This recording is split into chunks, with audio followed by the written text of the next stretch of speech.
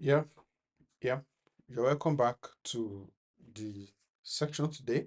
So we're going to be moving fully to HTML and CSS now, and I really want everyone to get us running. So this is my desktop. If you don't have this folder called web on your desktop, I would encourage you create a new folder. This is a Mac. If it is a Windows machine, it's the same approach. You create new folder, then you name the folder whatever you want to name it. So if I want to name this one Web 2 now, so Web 2. So this is exactly the file where we are going to be this is exactly where we are going to be uh, putting all the files we create in. So because I already have the folder, so I'm going to just move this to in. Okay. Now the web all websites stays is all websites you see, they are files, and those files are all those files are put together and uploaded to the cloud for the purpose of people to have access to it globally. So just like we have this web folder, so all websites are just normal folders. So when you do www.facebook.com, though Facebook is a more complex application, but a normal simple website, it goes to that particular cloud platform where you store the file and retrieve the file and display it to you as a web content. Your browser translates it from the server and display it to you as a client for you to see. So everything is always inside a folder. So bringing our VS Code up. So I'm inside the folder. So if, for instance, I want to start VS Code all over again from the beginning, and I click, maybe you are wondering how did I get into the folder? It's kind of very easy. When we came here, there was okay, let me just do that now. So for the purpose of those, so if I come here, open folder, you can see open folder. So I'm going to open folder. So I will look for that folder that I've created. The folder is in my desktop. So this is the folder. See it? This is the other file I have on the desktop. But this is the folder. So I'm going to create open. Exactly. So I'm right inside the folder now. That's how to open a folder. All right. So you just go here, you see open folder, then you automatically open into the folder that you created. So we're going to create our first file, and this time around we're going to call it index.html. Index.html. Now, HTML. Why do we name it this? Why is it index.html? Why not index.tosin or index.anything? It is index.html because it is an HTML file. And in the introduction, I was explaining to you what HTML means. HTML simply means hypertext markup language. So what is going to be in there in index.html is exactly going to be an HTML file. And that is why we are starting with HTML. Okay, so when I click, it's automatically created. So I'm going to type HTML because it's HTML. And hopefully your own VS Code is going to be is going to be smart enough. You are in the world of AI now, and everything is now intelligent. So he's already suggesting that, do you want to create an HTML5 document? I say yes, because HTML5 is like the latest HTML. So I'm going to click on it. Then it's going to bring all of that up here. All right. Then I don't know whether I explained in the last video that there is a particular important uh here this particular logo means extensions. There are extensions that when you download VS Code, here you have extensions that you can install to make your work much more easier. I have a lot of extensions here, all right, that I've done that I already have. Some I don't have yet. So if I clear this now, yeah, so there are some extensions I'm working with, workplace, that I've downloaded: auto rename, data workspace, Docker, etc. But for this course, all you just need to look for is this extension called HTML and install it. This is the particular extension, HTML CSS support. So what it means is it automatically supports you. So, and it has about 22 million downloads already. So that's how to show that an extension has a very popularity and a lot of people are using it. Okay, so that's that about that. So you have to install it. I already installed it already. So you will see the button to install. You can install, but we are not all installing. So this will help us a lot. Now let us take a bit of introduction slowly to explain what this all look like. And most people, when they come to programming, these are the things that they see and it scares them. They are scared because they don't like, what is it, so don't, it's not scary, it's very simple. Every web application you built that you've seen out there is built on the basic principle of HTML. There could be frameworks, but all those frameworks are still all HTML and CSS. That's what you will continue to work with. So if you're going to be a web developer like myself, all through your career, these are the things you will be working with: HTML and CSS. They might not be changing in terms of terms and the names we used to call them. You might start using some frameworks or some utility tools like Tailwind for CSS. Okay, so don't let us get ahead of ourselves. Let's just start in the basic format. So HTML has what we call tags. There are tags in HTML, and here we can see the HTML tag itself, but here it's telling us that document HTML. Okay, so I think the screen is too tiny. So if yours is too tiny, you can just do Control plus and it will increase it for you. You can see it, Control plus. If you're on Mac, it's Command plus, so it increases the size of your ID. Okay, so title is an important document that you will see when you I mean, it's one of the tags. So we have the header tag. So here, every tag has an opening and closing, but it is not all tags that has opening tag. But we'll get to some special tags like breakpoint tags that help you to break a sentence into multiple lines. Okay, so there is an header tags, head, then the tag has a closing called closing tag. This is opening tag, this is opening tag, then this is closing tag, head. So this meta, for instance, does not have any closing tag. So it's not all tags that have closing. Yeah, I'm going to explain to us what this means later. Now, the title is very key because that's going to be the title of the document, but I'm going to leave it as document as it is. Then the body is where everything you see on the web page is going to appear. So if we click on the on this site, for instance, now, we will not see anything. We will not see anything in there. Okay, so I'm going to go to the let me close this. So I'm going to go back to the desktop now. Go to your desktop, open it up.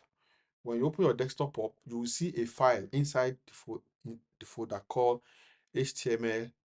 This is called HTML. So you can click on it, index.html. If you have downloaded Chrome already, some of you will see this file with a Chrome logo because your system is able to discover that it is a web file. And that is what is supposed to be here. Though, let me see. If I click it now, yeah, it's opening as Chrome for me. Exactly. So let me bring it here. So this is it. So it opens in my browser. This is my Chrome browser. As you can see here, that's my Chrome browser. So it's opening as Chrome for me, and that is where it is. So it's opening as Chrome, and it is empty because this web page does not have anything. But if you look at it closely here, you will see documents.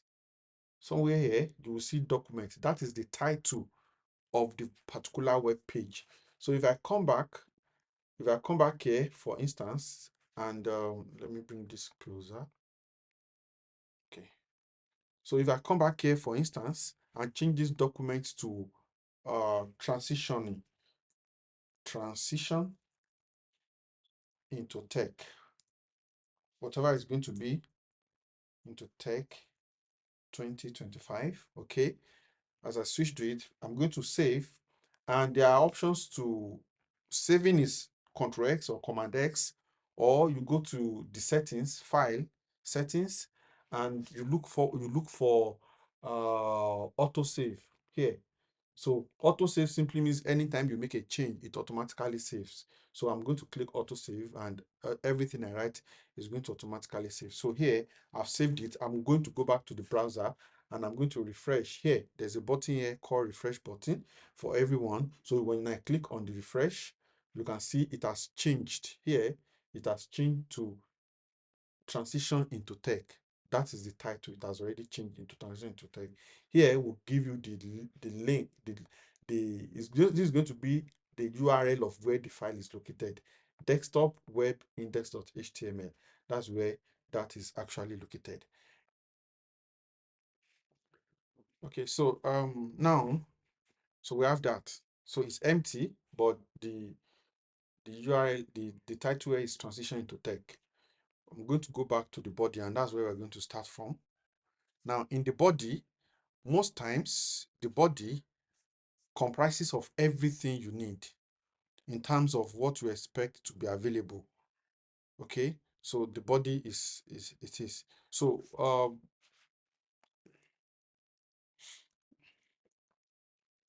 yep. So let's start. The first thing we're going to write is the header. So let me change this title.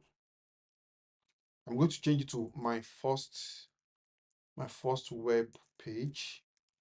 Okay, now HTML header tag is what we use to refer to the header section.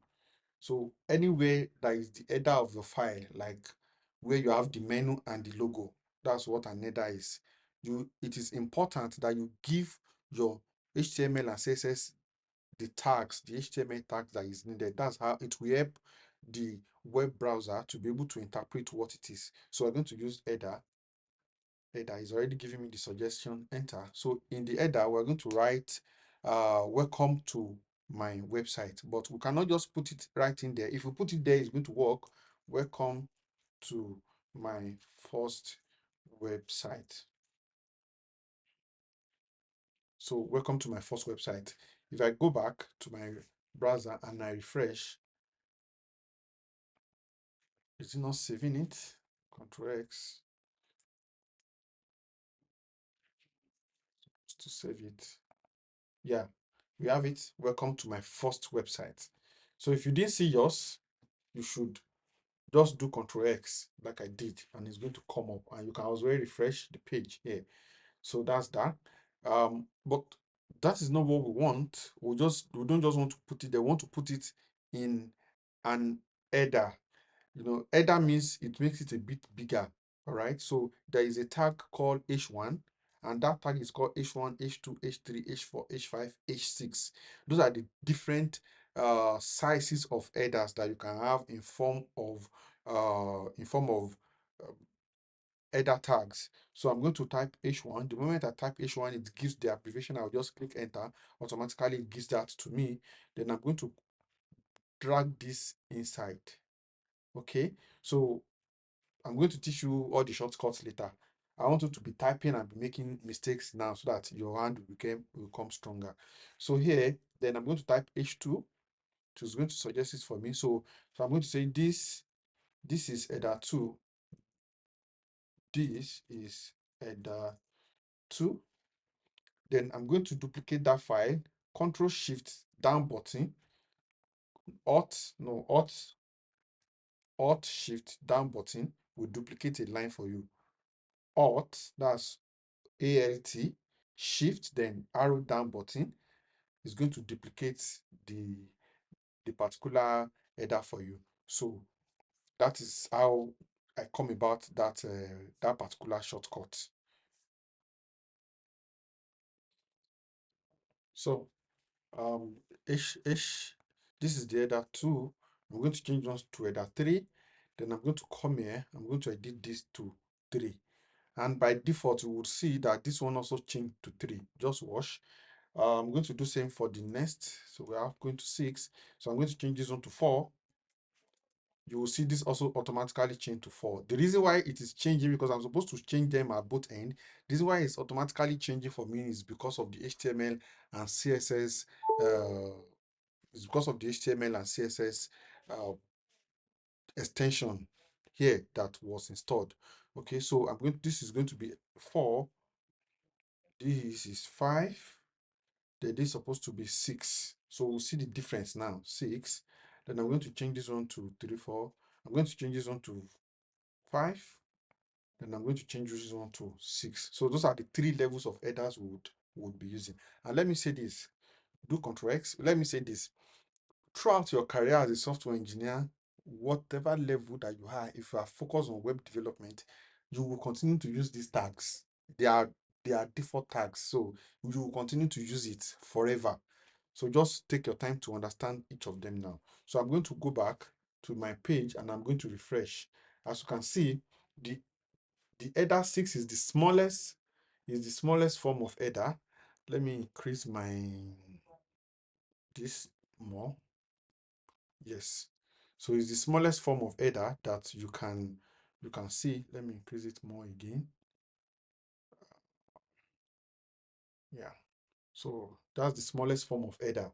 This is header 6, this is header 5, this is header 4, this is header 3, 2. Then header 1 is the biggest header, depending on your choice of the UI you want to use. So that determines the header that you would definitely use.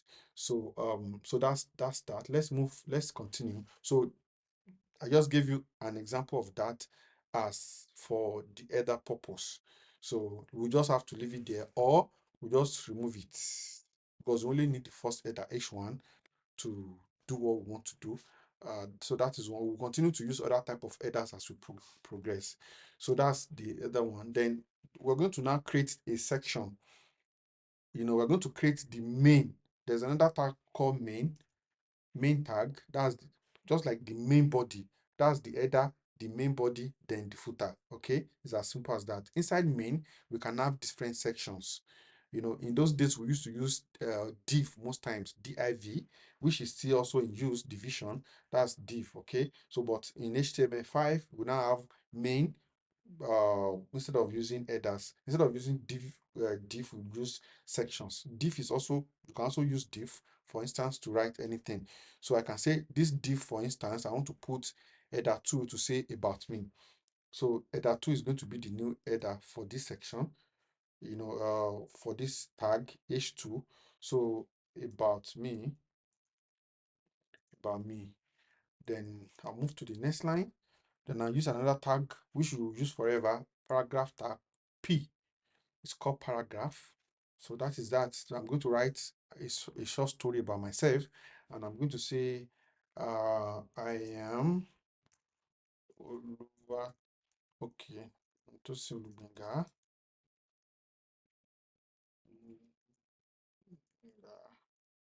and I am a software developer of 8 years. Okay. If I were you, I would say I can write another paragraph, and I will say, P, I am learning software development to transition to tech in 2025. The year is running to an end. This is 2024 for those who will watch any year.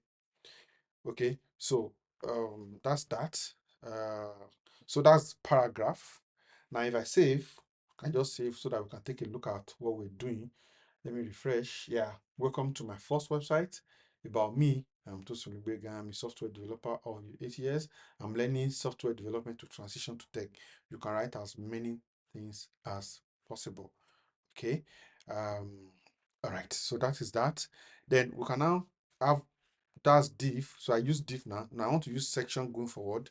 I can write section, which is another tag, another HTML tag. There are a lot of HTML tags. After this class, you can go and Google HTML tags, then work with any of them. You will see it online. HTML tags are a lot, but we'll focus on the main ones as for you to understand how everything works together.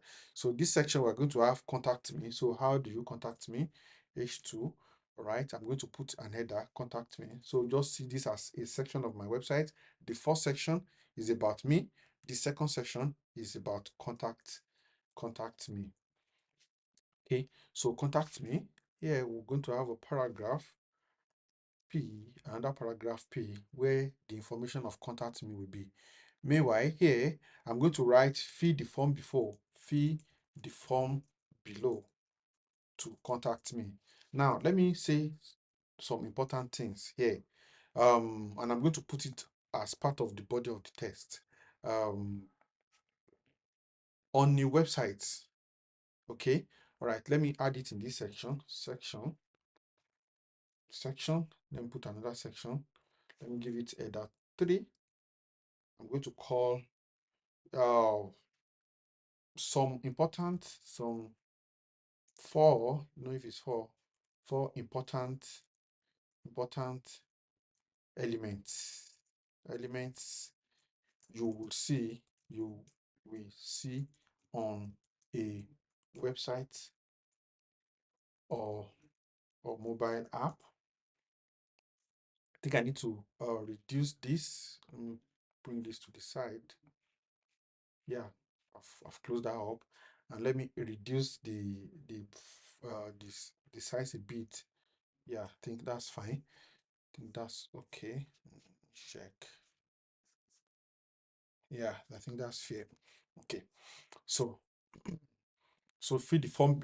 So see some important. So let me explain this. On every website you see, there are 4 important things you will see on every website. One, I'm going to list them here, and I'm going to use another HTML tag called ordered list. OL is called ordered list from the word ordered. Ordered. Let me type it. Ordered list. Okay, so there is ordered list, there is unordered list.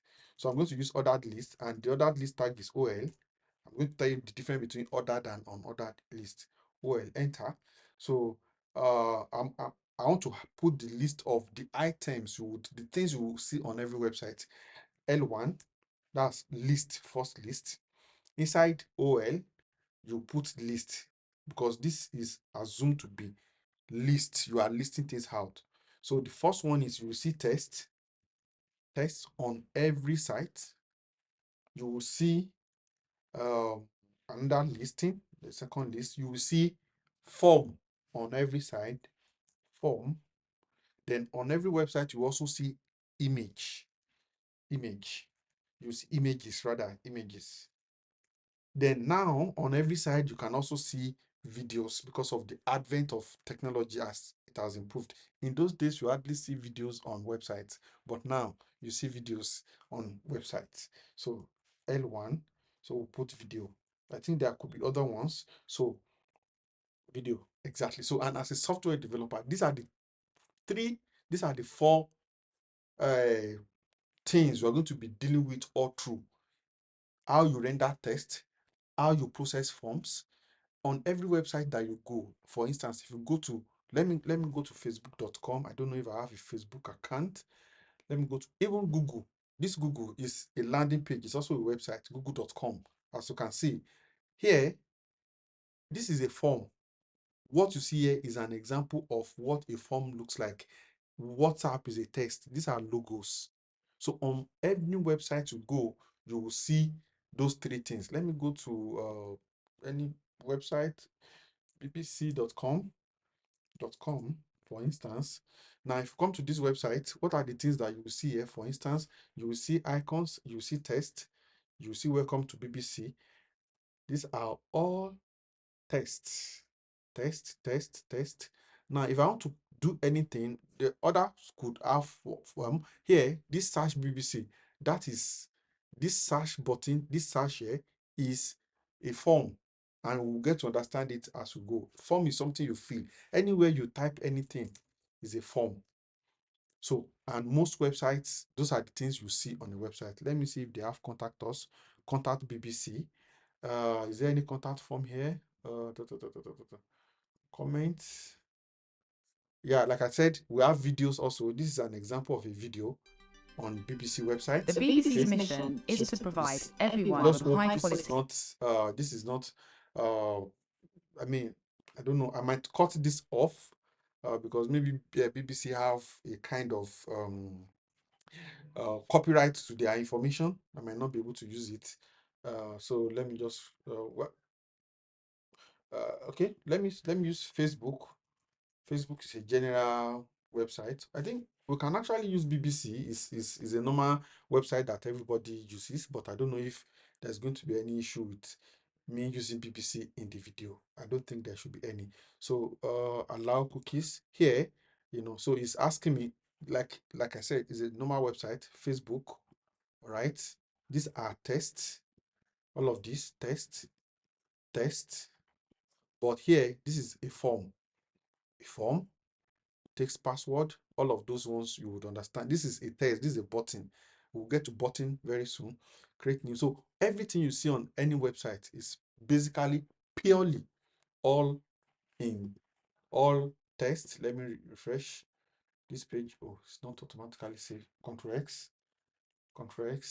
So let me refresh. Exactly. So text, form, image, video. Those are the 4 things that is available on all websites. Go and look at any website, no matter how complex. Instagram, you have text, you have form. When you want to, anytime you are typing comments, that's the form you are using. So it is a form.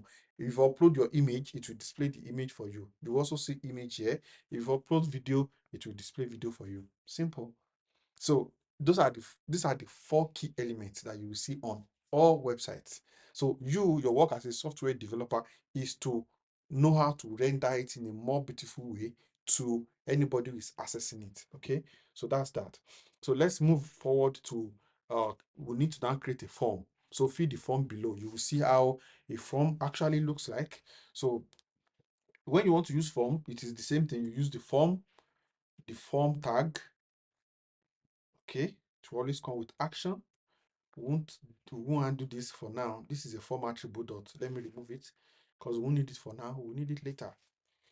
All right. So inside the form, you now say maybe name, the name of the person who is trying to contact you with their information. So label. So we use label for name. Let me just add it like that. Then this is going to be name. You understand why we use this for when we start writing JavaScript. So label for name, then that's the name that will show. The box where people enter information is called input, and we have different type of inputs.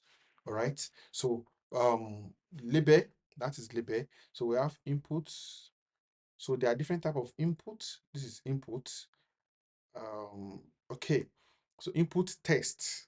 We are saying the type of input we want to have is a text input. There are different type of inputs. There is text input, there is email, there is password.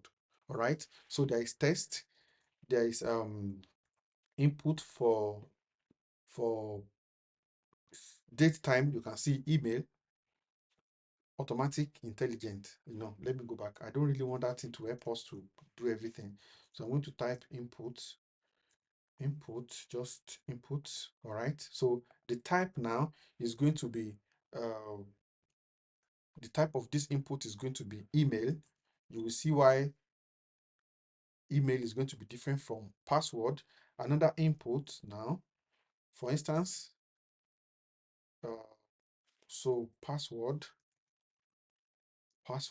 okay. Then there's another input, password, okay. Then if you want the person to send message to you, maybe what is the message the person want to pass across in contacting you, so you can add additional input and and this time this input is going to be type of text area, okay. And when let me save it. Now we need to give each of the inputs label, so I'm going to copy this, Control C.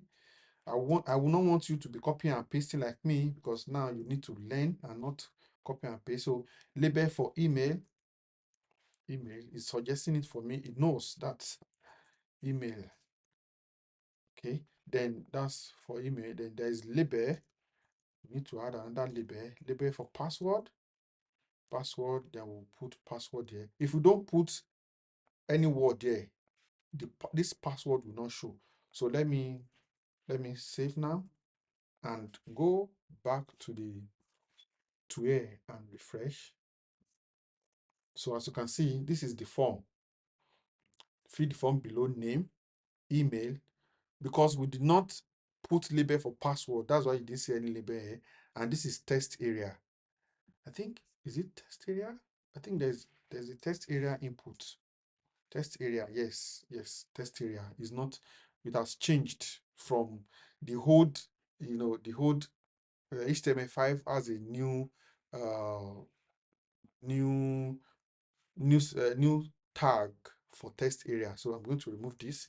So you see this test area now is going to look a bit different. Refresh. Yeah.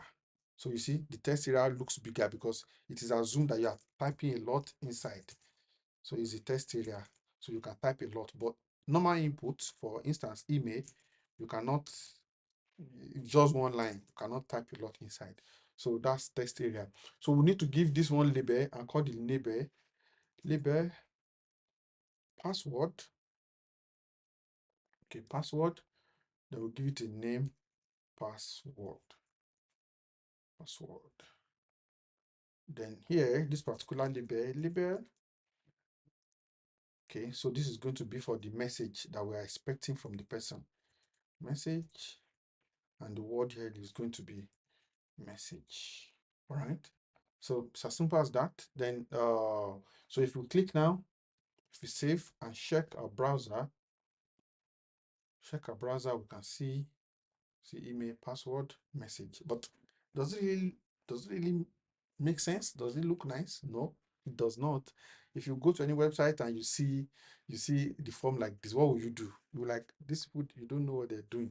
So we can give it a bit of styling. I'm not going to go into styling now, which is CSS, cascading style sheet. So what I'll just do is, after the first input, this for name, I'm going to use another tag called break tag, enter, it will break it down to the next line. So if I refresh now, oh, this is supposed to auto save. Oh, yeah, the auto save, I checked it back. Okay, so you can do auto save so that as you are making changes, it's automatically saving. So you don't need to be pressing Ctrl X all the time. So yeah, so you can see name is on his own line. So then I will go to after the input for email, I also put BR, that's line break. Then I'll come to password. After the password input, I will also put label. Okay. After the password input, I'm going to put BR break. All right, it will break it down. So that way, everyone is on one singular column. So if I refresh my page now, you can see they are all straight line. I mean, they're all in one column. We still need to give a spacing between them. And as you can see, they are not well structured. But let's leave it like this for now. When we get to styling, you will see how we can style and give, a difference between one line or the other. Another thing, if we don't want to use styling, is to have two line breaks. It will break it again. Two line breaks. It will give us another break again that will separate them. You can see, yeah. So they are now spaced. Yeah. So we need to add another. So that's the form. Then there is no form that does not have button. Like I showed you on Facebook the other time. This here is a button. This here is a button to create a new account. It's actually a button. All of these are all forms. As you can see, these are all forms. Taking email or phone number, password, they are all forms. All right. So it is still a form, as I explained to you earlier. So that's that. Mm, okay. So then we now need to add button, which is the last thing. So we're going to use the button HTML tag, and you just type it. So button, we have type of submit. That's an attribute. So HTML tags also have attributes. These are attributes of this particular tag. This is an attribute of this tag. The name of the attribute is type. The value is text. The name of this attribute is type. The value is what is going to be submit. So a lot of all tags have different type of attribute name and attribute value depending on what they're doing. I will do a bit more of that as we progress. So if I click submit now, if I click save and I go back here, I refresh.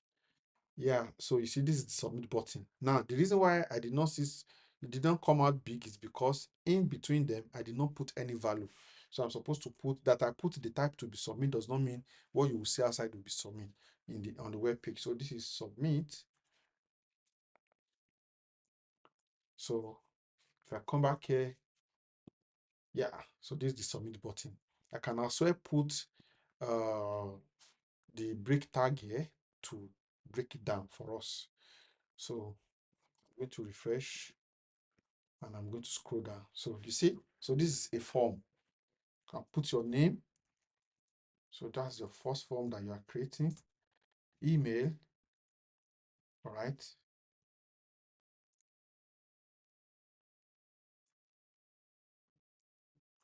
Gmail.com.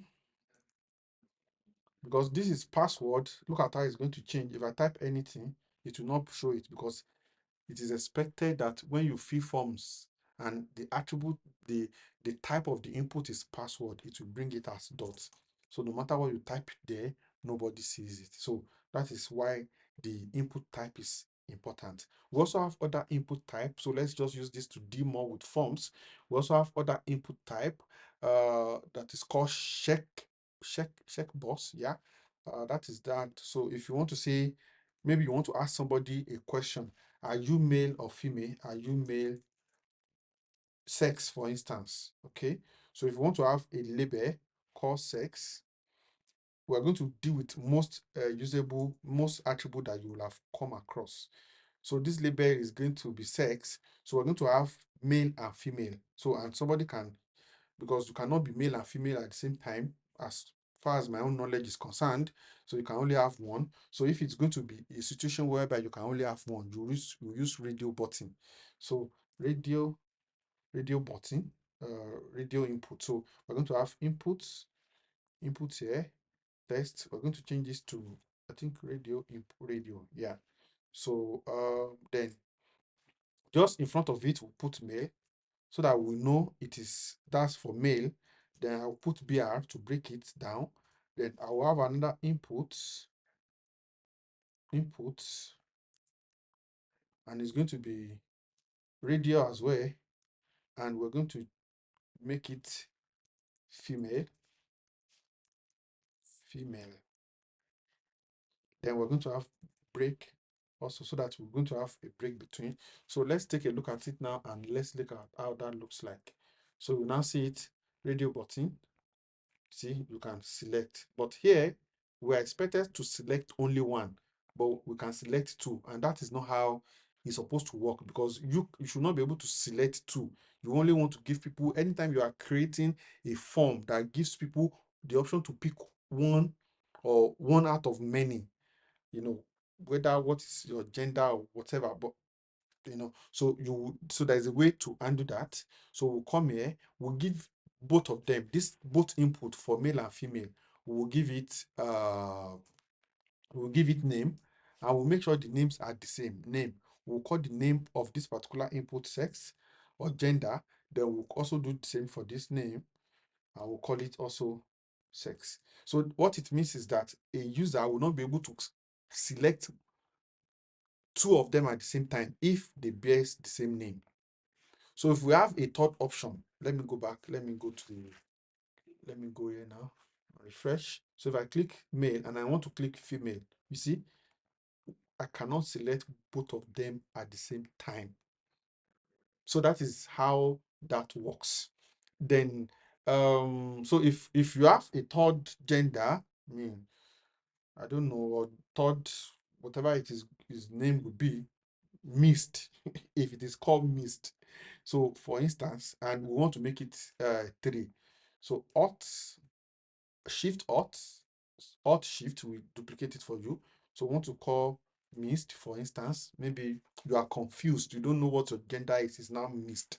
So we now have it as sex. So you see the names, the three of them, sex, sex, sex. So that means you can only pick one of this. So let me control X here, come back here and refresh. Now you will see that if I click male, I cannot click female at the same time. It will change missed at the same time. So that's how radio button works. So there's radio input. There's also another input that um that allow you to select more than one. Maybe you're asking somebody, what programming language do you know? So that could be the question and you want to get the answer. So and like I said, that's how all forms are created. Every form you use same way that it is being created. So okay, so here let's put another label, and let's name this label for uh P language, programming language, P language. Okay, so can I ask a question? What language do you know? Question mark? Question mark. Okay. So here we want to use another input where we'll be able to select more than one language. So input. So I'm going to call this checkbox instead of radio. So I'm going to give it the same name. I might give it different names because the values will be different. What is in there will be different as in the values. So so let me just give it as checkpoint. So let me give it this Java.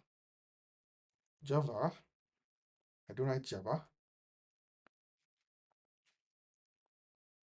So JavaScript, I write that. TypeScript, script, I also write that. Um, what other thing do I write? Okay, programming languages. Yes. PHP. I don't know if people still use that language, but I'm sure a lot of people still use Laravel. Uh, Python. Python. So if I can use more than one programming language. So I'm going to select as much as I can actually uh, actually code in. So if I go back to here, you can see what language do you know. So if I click Java, it will allow me to also click JavaScript. Even if they are names, if they have the same name, uh, they have the same name, like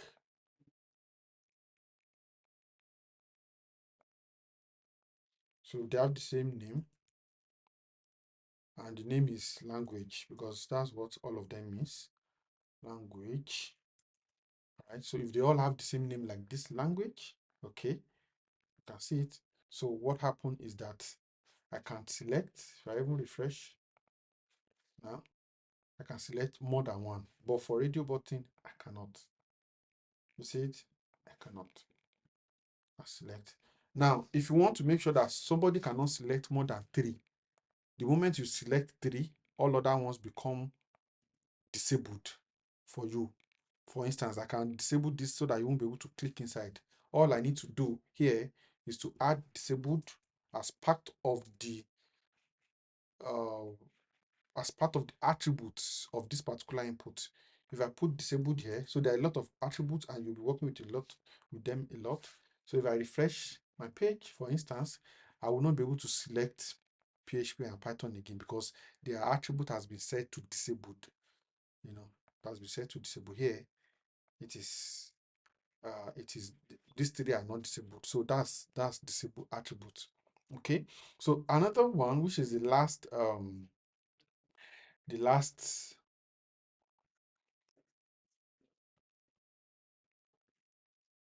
which is the last type of, how would I put it, type of input you can see on a form is select. So label, and that is when you want somebody to select only one value. So if you are, what example of what can someone select? It could also be uh, the cities you've visited, and maybe the city you live. You cannot live in more than one city. So you want to say select your city. Okay, so here you put so we're going to have a tag called select tag. You can see it, select. So the select is going to have a name called city, and I can give it an ID of city as well, city. Okay, so here in between the select have options. Those are the options that is available. So option one, option, the value of the option. What's the name of your city? Washington. Washington. Washington. So if I click save now, let me have more than one city. Uh,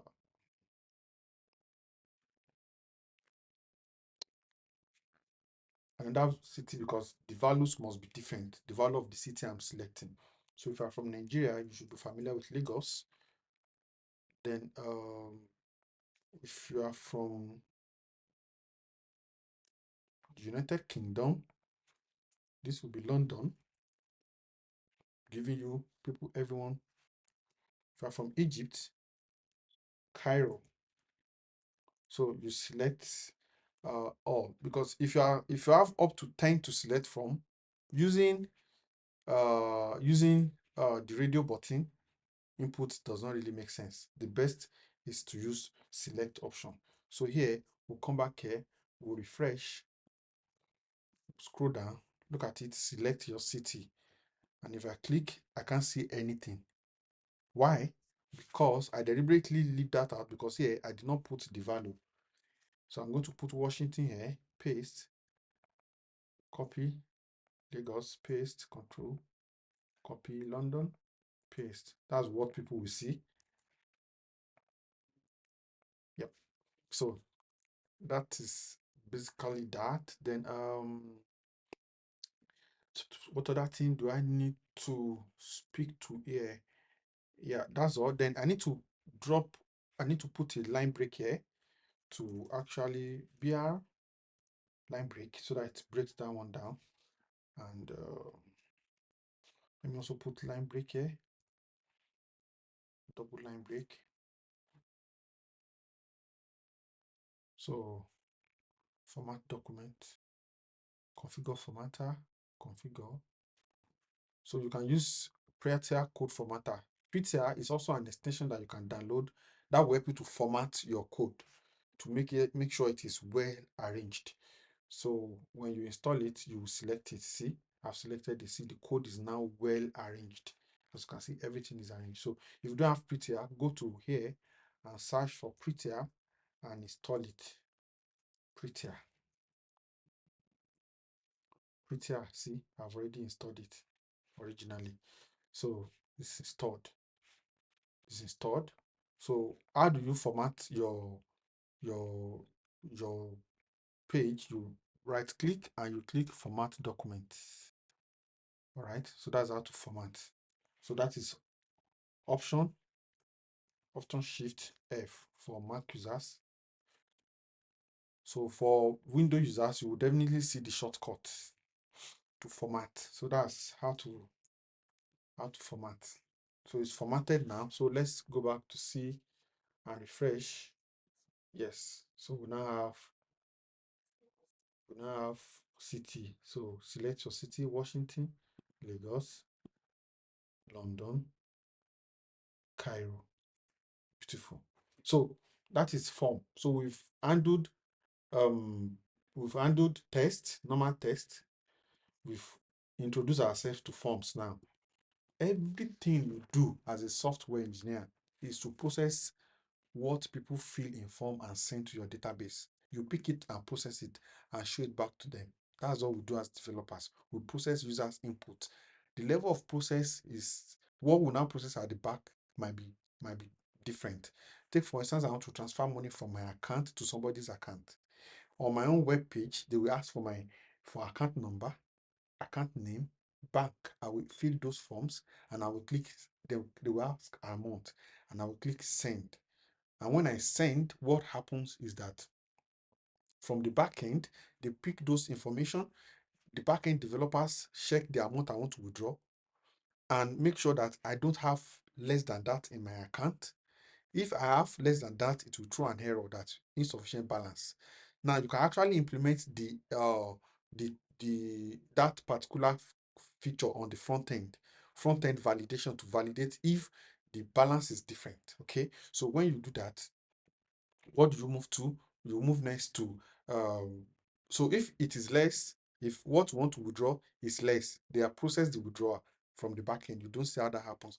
And if it is more, that means you can't withdraw up to that amount. They will send an error back. And that is all we do as software engineers. What we do as software engineers is to take data from people. Front-end engineers make sure the front end is very okay, very good. It works well. The user experience is good. The backend developers take the information and process it. You are applying for visa, you are applying for anything. All the information you are providing in forms are being processed. So that is all you do as a developer. You process forms and use logic and algorithm to manipulate how the forms look like in the backend. So that is, so we've done the second one now. So image, we're going to do image now. We're going to bring image to this page. We'll bring all of those things to this page. Then we'll now move to the next stage of how, when you move from one page to the other on the website, how is it being done? How do I move from, I already have an account, when I click, it takes me back to this page? Or when you are on the website, you are moving from one page to the other, we would also handle that next. But let's bring our first image into this particular website.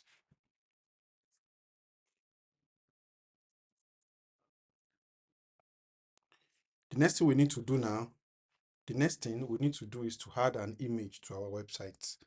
And by the time we are done with that, you can congratulate yourself that you are now a web developer because you've fulfilled all righteousness. So how do I do that? I create, so let me go to my GitHub account and download my GitHub and download my profile picture. This picture was taken in Lagos Business School some years back. So I'm going to save image. I'm going to put it in my download, but I want to save the image directly into my web folder, because if I don't save it in the web folder, there's no how my website will be able to see it. Remember, I said initially that when you build a website, all the files must be inside one folder. Then that is when the website will be able to reference it. We'll go into the next stage where we create more than one file.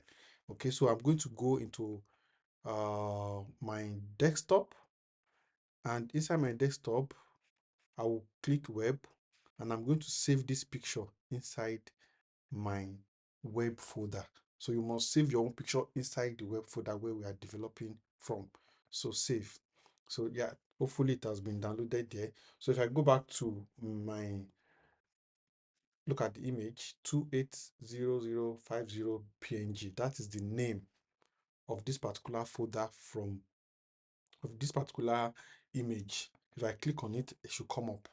So that's the name. So now I'm going to edit the name to make it a bit reasonable.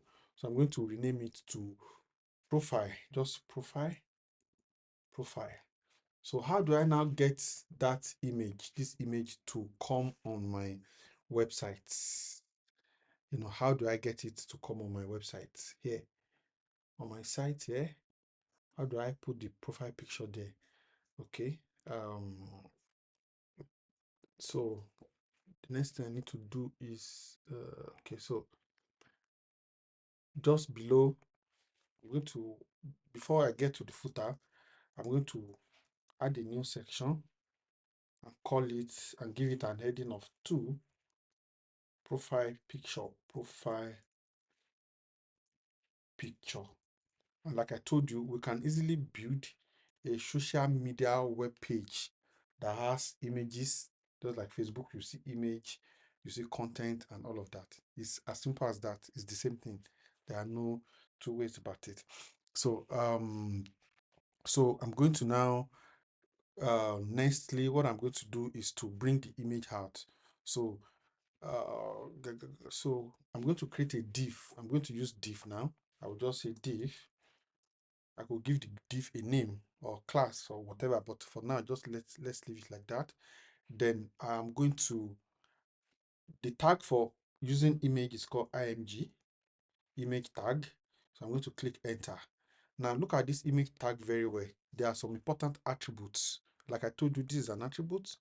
This is an attribute of this particular HTML tag or element. Okay, so it's asking for source, that where is the source of the image you want me to show.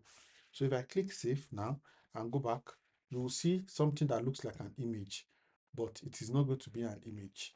So I scroll down, it's not even coming up on the page at all. Yep. So, but let me, because it does not have any source. Now, if somebody is in a place where the internet is very bad and the image cannot load, because image can be a bit heavier, okay, can have a very big size. So use Alt as a means to explain that the image there is a profile image. So we can just write profile image.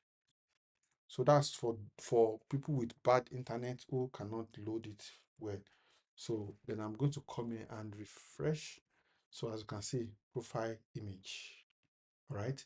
Even without this profile image, if we don't put the alt, we need to actually see something. Let me remove it again. Let me Control X. It is not okay. So let me refresh again. Oh, okay, it will not show. All right, so without the alt, nothing will show. So let me return back there, and it is not showing. Profile image is not showing. Then next thing we're going to do is we have to provide the source of the file, because they are in the same directory. This is the same directory. This file, HTML and profile.png, they are in the same file. All right, so I can easily write profile.png is already suggesting it for me as the image, and I click save. Then if I come back here and refresh, you will see the image. But in this case, you see the way you are seeing the image now is different from the way the image is showing here. Round. The image has been compressed and it has been styled to be within this round folder. And that is what we're going to be doing next. We're going to be styling the web page, because as it is, the web page does not look beautiful. And this, nobody would, if you give somebody money to design a website for you and the website is like this, will you take it easy with the person? No. So what CSS does, that's cascading style sheet, is that it gives a kind of um what do I call it, a kind of beauty to your website. So that's how to have our image right on our website. Okay, but in most cases you will not have your image like this, but we're going to get there. So how do we link from one page to the other? So let's say, for instance, I have a page that talks about me, then I have another page for contact me, then I have another page for profile, maybe profile information, as the case may be. So how do I link my website from one page to the other? The popular tool that we use is the link attribute. The link attribute helps us to link our website from one page to the other. And that is what is one of the most important tools that you will learn as a software engineer. So we'll come back to the header section. Inside the header section, we're going to have a navigation bar. We're going to call it nav bar, for instance. And on the nav bar, we would have the navigation as is necessary. Okay, so creating the header, we need to remove this. We're going to remove this for now, so that we'll just move this down. create another HTML tag called nav. So that's navigation. So that's where we'll have the tabs that will be navigating, that we use to navigate from one page to the other. So this time around, we're going to use unordered list. If you remember, this one is ordered list. If you look at the test form, let's check it again. Test form, it is ordered because it has 1, 2, 3, 4 ordered. You know, I didn't put 1, 2, 3, 4 anywhere here. That 1, 2, 3, 4 automatically comes up because the web browser is able to compile this to mean this is an ordered list, and so it must follow 1, 2, 3, 4. If I want it to be uh, of a type, I think it's of type. Yeah, I don't know. I can't remember type. Okay, good.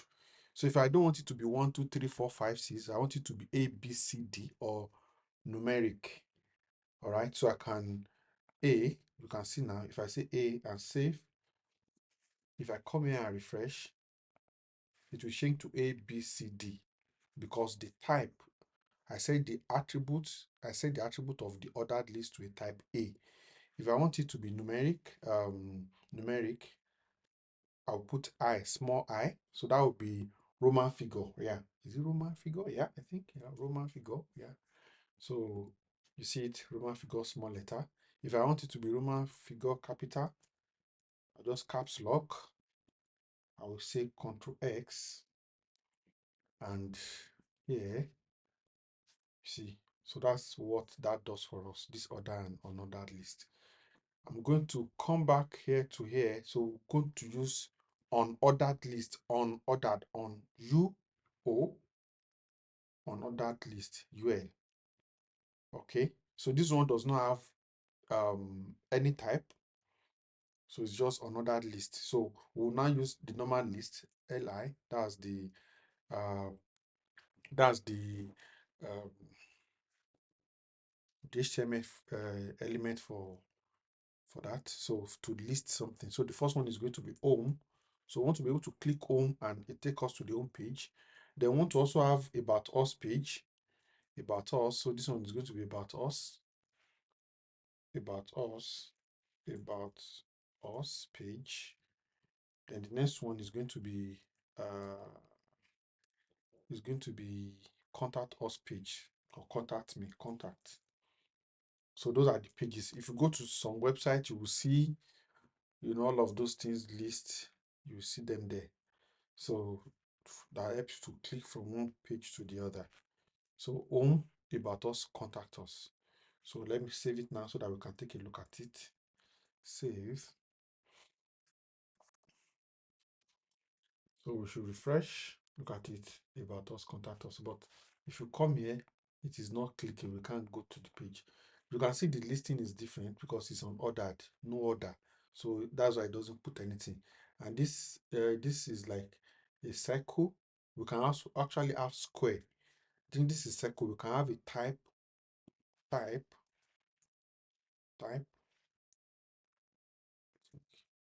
UL.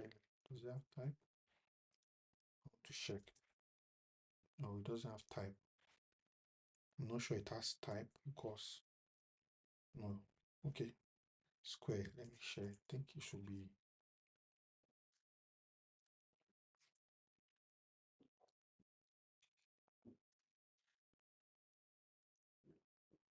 square. Let me check now. Yeah, you can see square. So that's how its own type can be. For this unordered list, you can have the square option. Then you can also have I think is it circle? I think the other one is cycle or round. Let me check. Okay, so cycle. You can see changed. Then I think the first one, which is default, the default one is the tick round. I don't know if it's going to be called round. Save.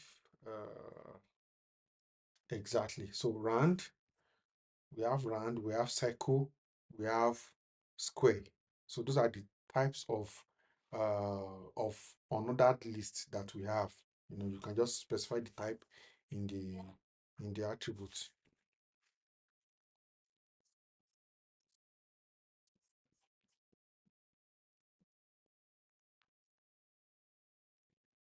So that's that. So we need to move next to make sure the link now works. We've moved away from there. We want to move to making sure the link works.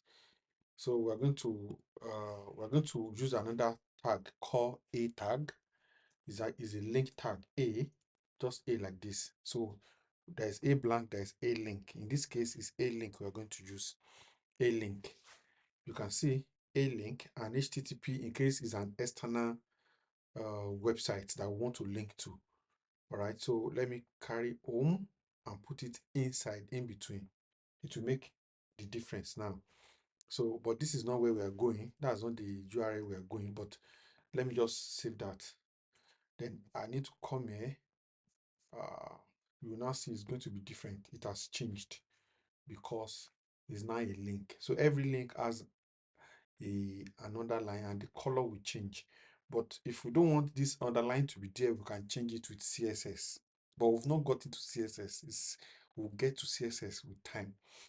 Okay, so CSS will change the look of the page totally. Right, so we need to do for about us and contact us once and for all. So we'll do the same thing for about us. So a link, we use link this time, link. There's a email. You can test different type of A's out to, you can even Google it to see what each of those A's does. You have to do a lot of Google and personal search questions. If you have questions, you Google it, you type it on Google to ask Google about it. All right, so that's part of the learning strategy that you will do. So but you just follow through time here. Then exactly. So we can now remove the HTTPS. Now, so we want to add internal kind of links. So the links is going to be an internal kind of link. In this case, it will be internal. The link will be internal kind of link. So here is home. So we're going to create a file, an additional file called about us here, because that's the file we link to.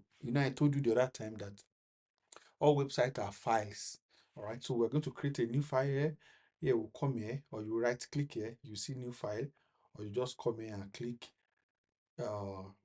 this is file, new file. So here we would kind of put about us dot html. Okay, like I told you, every web page must end with .html. So here we'll bring HTML up again, HTML, exactly just like the home page. 5. The title here now is not going to be this again. My first web page is going to be about us. We'll change the title to about us. About us. About us. Then the body. This is the body that is supposed to carry about me or about us. So I can come here. I can actually add any other thing. It's just simple. The header is going to be header h1. Going to call it about us page. So we can write something about us p. Citademy, that's the name of the Citademy. That's the name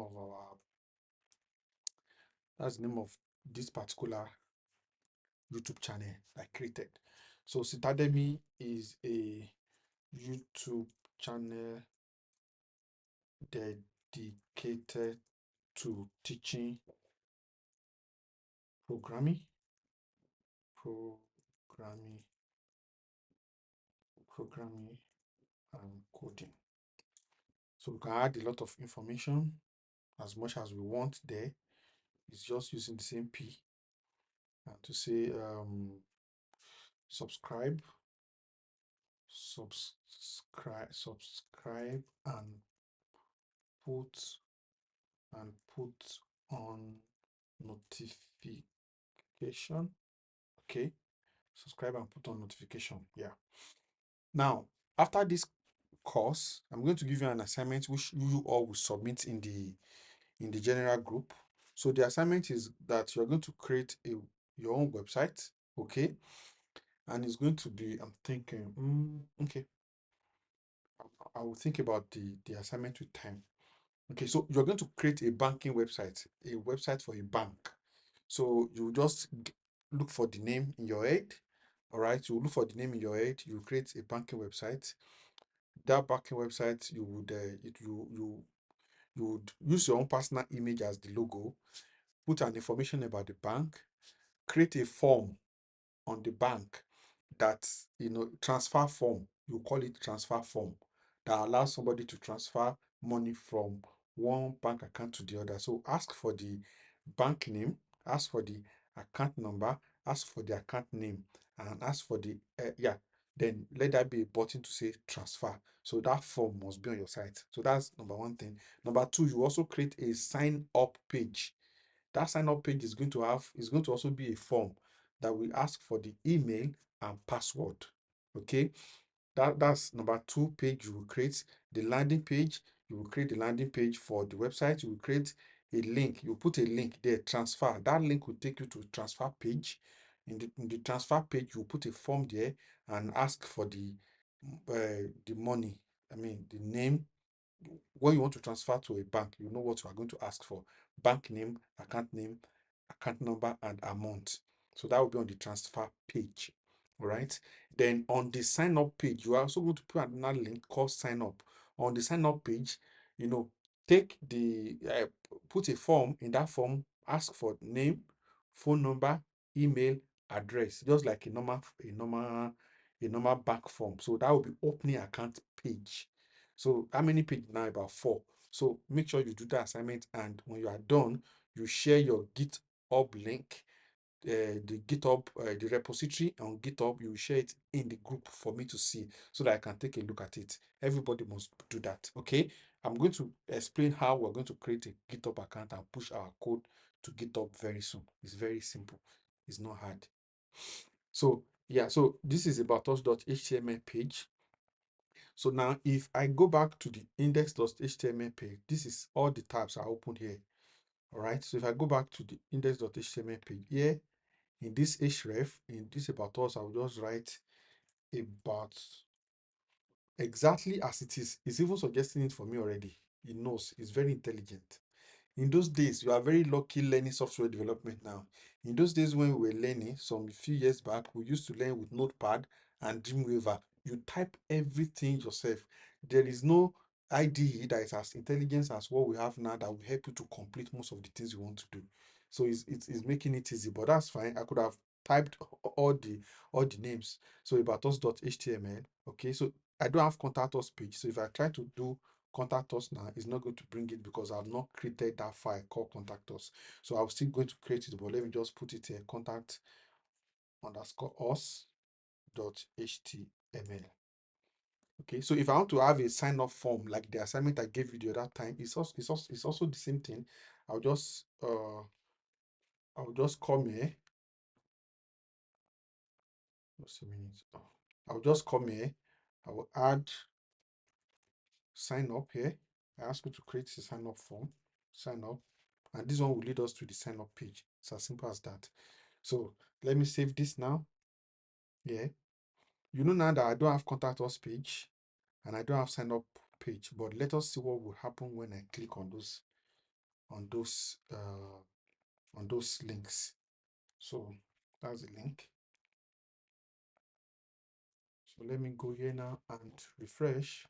We'll see now everyone is here. So if I click on contact, it said file could not be found because there is no file. See, it's saying file. So all web pages are all files. So file could not be found. So file is not there. So that's for contact us. And if you see here, we actually put contact us.html, but we did not have any file called contact us.html. But if you click on about us now, it will take us there, about us page. We'll now click back to go back there. So let's move further. So let's now create a contact us page. and move our form, this particular form that we created, into the contact us page. So here we're going to create a new file and call it contact underscore us dot html.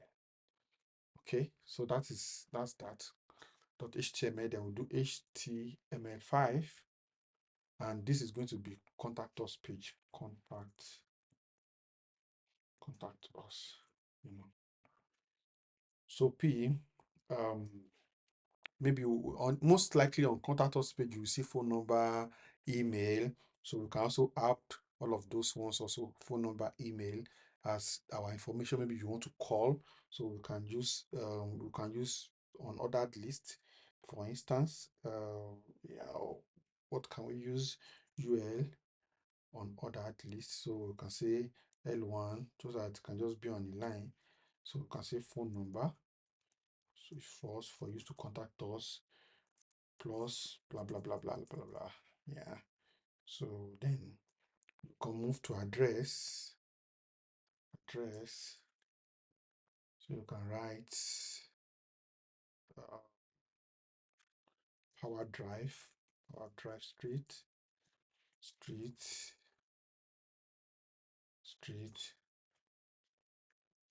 London, United Kingdom. So that's an address. Our email, email email is citademy at gmail.com. All right, so those are our contact us information. So we can now put a form under it that, fill this form to send us a message. We already have that form on the home page. So on your own banking website you are going to build, on your contact us page like this, make sure you put a form if you want to contact the bank. Maybe I have a complaint to give to the bank, so you create it on your own page. Good. So that's contact us page. So if you go back here now and we click on contact us, we have the file here. Everything is there as expected. Okay, so we can go back down here. These ones are bigger because I increased I think this thing. Yeah. So that's that about that. Contact us. So I can come back here. It's tiny to increase. Yeah. Because each web page has its own zooming that we've implemented. So nothing is in sign up, it will not work. Now, so how do we do external sign-ups? Maybe you want to go to Google. Okay, so we can come to the home page as well and still implement external links. So I'm going to call this one external link, and I'm going to call it Google. In the assignment I'm going to give you, let that be a link to Google as well, or Facebook in your own assignment. I'm going to check everything in your GitHub repository. So how do we do for an external link like Google search? Maybe you want to go to Google page, Google search here. So how do we go to that? So for what we'll first of all do is go get Google URL. Google.com.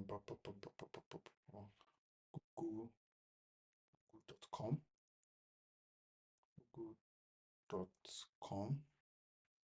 So this is Google URL page. So I'm going to click here. I'm going to click.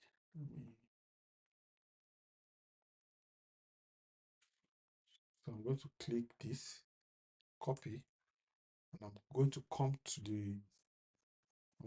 here, right in the href. This href, that's the reference of the link. I'm going to paste it. So for any external link, this is how to use it. You just copy the link and put it here. So then here, if I refresh now, this is Google search, and I click Google search, it will take me to Google page. Exactly. Okay, so that's how that works. So that's any external link you have on your website. That's how you add an external link to a website. Then here I'm going to come here and so if you notice on the web page, it takes me away from my website outrightly on the same tab. But if I go back, it will take me back. What if I want it to open on another tab, not on this particular tab? So we had an additional attribute to this href called uh, target. So we're going to call it target blank. Blank means it should open on a different browser. Blank. So yeah, I think that should be what would happen. So if we go back here now and refresh and click Google, it opens on a different browser, and this browser is there. And this sorry, on a different tab, and our tab is there. So that's how to make it open on a different tab. Same thing across board. So next thing is, if we go to About Us page now, we did not see how if I now want to come from About Us page to Contact Us page, how do I get there? So do I need to be clicking back? So what we'll do is that we'll copy all the links in the header, in the nav header, okay, and put it, all the links in the nav header, we'll copy them, copy, and put them all on all the pages. When we get to React, for instance, you will see how we don't need to copy all across. You can just put that in a different component and call the component here. But for now, you have to still copy it. So here, I'll just drop the link. So that's the link for link here in the About Us page. Then I'll also go to Contact Us page. I would also, this one does not have an header. I'll also add it. Yeah, so this is Contact Us. Contact information. So that's how we connect link from one page to the other. All right. So that's it's as simple as that. So we have built a full website now. Another thing I want to make mention of is the footer. We need to actually have a footer also here. You understand? A footer would help us to uh, just immediately after main. That's where you see footers. You have things like uh, that C, that art or copyright. So this is where you have it. So P, you can put it in a P and put copyright 2020. There's a this C copyright logo icon. I've forgotten. You can check it online. Okay, so copyright HTML. Let's Google it. Copyright HTML code in the footer. Okay, good. So we can go online. You should learn how to browse things online and search for something that you are looking for. It's part of the skill. No developer knows everything. As I am, I still search things on Google to know if I want to do anything I don't know it, I search. So you have to learn how to search. So HTML code for copyright. So I think we can see it online. Consent. Where's the code? Okay, so this is it. Okay, so I want us to copy it.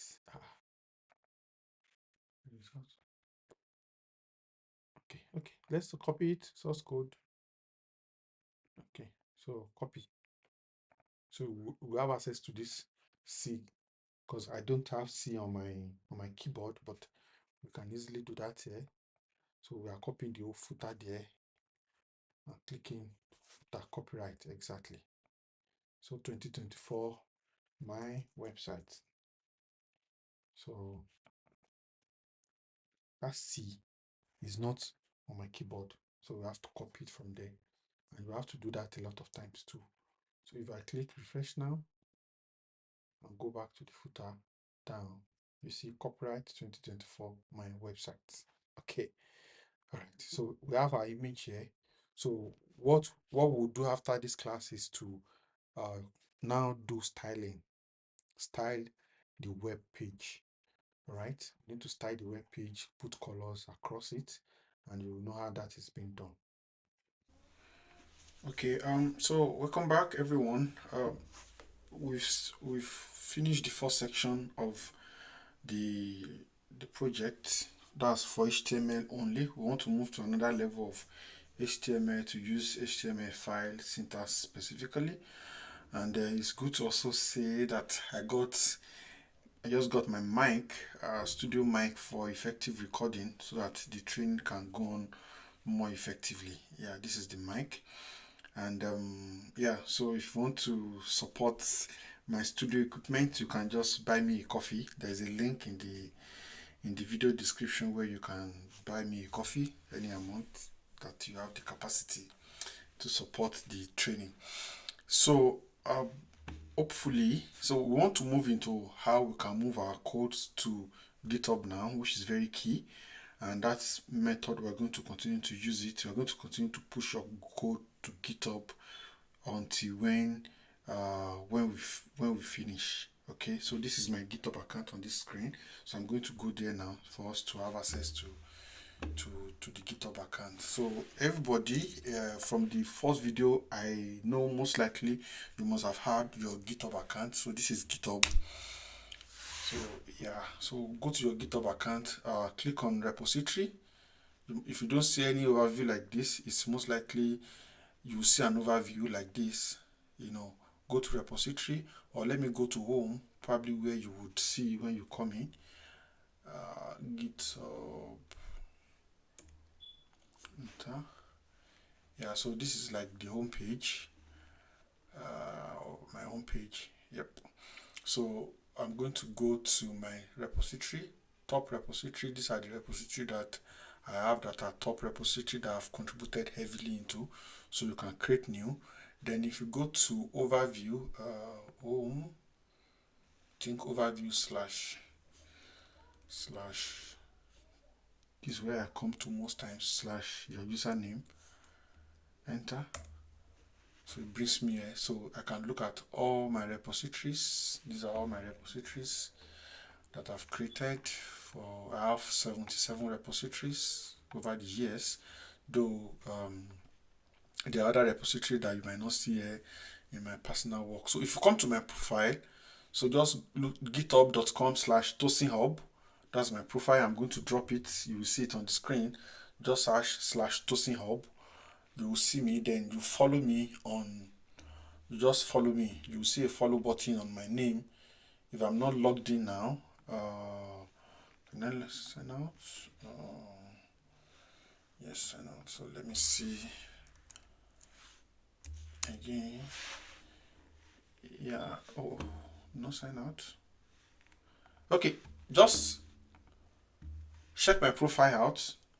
It is /tosinhub. I'm going to drop the link also in the description. So, and follow me. So when you follow me, I'm going to follow you back. So I have 107 followers presently, and I'm following 5 people. So if you follow me, just let me know, and I'm going to follow you back. So you all are expected to create your GitHub account. Yep. So I have already explained in the first video on how you have to create your GitHub account. So we're going to be creating our first repository now, and we're going to name it. We're going to give it a name. So HTML5 tutorials. So that's going to be the name, tutorials. So that's going to be the name I'm going to personally give to my own repository for now. So I'm going to make it public, and I will ignore every other thing. I will just create repository. We'll talk about readme file later. Okay, just make it public so that I also can see it. I can add a description to the repository if you want to add a description to it. So, but for now, I don't really have the time to add description. I can add that later. So I'm going to create a new repository. You can create your own and name it anything you want to name it with. So I'm going to create repository now. So the moment I create repository, there are some commands that I'm going to get here. So this command, they are very important command when it comes to pushing your code online. They are very important command. So git init, git add readme.md. So we start from here. The first, we ignore the echo for now. So git init. So you go to your browser. Sorry, you go to your terminal. This terminal. Let me close it. How do you bring up your terminal? You go to here. You can see terminal. You click on terminal, new terminal. You click new terminal, then your terminal comes up. The way your own terminal is showing might be different from the way mine is actually showing. So that's how to bring up your terminal. The terminal would reference the folder where you are. As you can see, web is referencing that web folder. So the first thing I'm going to do is that I'm going to do git init. But before you do git init, for me, there are some things I've done before now that I don't need to do again. So I will need to configure my GitHub account, my Git locally. I will need to configure it. So, and I'm going to give you the the codes that you need to use in configuring it. I'm going to drop the code in this file, index.html. So when you look at my when you look at my GitHub account online and you come to this page, you will see it here. So I'm going to add a section here, and I'm going to say section. I'm going to call it section GitHub uh, instruction, or GitHub terminal command for GitHub terminal command for setting up your Git locally. So this is it. So you run these two commands, which I already have. These two commands, 1 and 2, right here in your terminal. So you write git config space place global, okay, user.name. You put your name. For instance, my name is, okay, you put your name, then you click enter. Then after that, if you click enter, most likely there won't be any error. After that, you type the same thing, user.email, to set your email. Then you put your email. That's the email you use to sign up on GitHub. It's important that you follow those procedures before you actually do what we have here on the GitHub, on your GitHub repository. Is very key. So I assume you must have done that. If you have any issues, please drop a comment in the group on WhatsApp to let me know, and other people can also attend to assist you with respect to that. All right. So next thing we need to do is to um, check. You need to check if you actually have Git installed, and I think I explained the other time before we do anything. So I'm going to say Git -v, that's the version. So this is a sign that Git is installed. So if Git is not installed on your own system, it will tell you that that command is not found. So you need to watch the first video on how to install Git. So now we need to follow the commands here. So first of all, we're going to do git init. So that's git init. There are other methods, shorter methods to do it, but I want you to understand how to use the terminal. That's one of the things you learn as a programmer. You will use the terminal most of the time. So I'm going to click enter. So it will give you an instruction that Git has to be reinitialized into the repository. Okay, so I'm going to clear this now. Then we have Git already initialized there. Then I'm going to go back here and going to say git add readme. I'm going to ignore the second one because I don't want to add readme. I'm going to use this git commit -m first message. So this is a commit message. So I want to commit. Every commit must come with a message to explain what the commit means. And this first commit can be anything.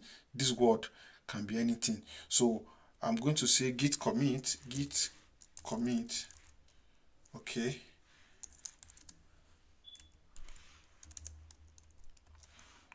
Come back, then I'll put the message.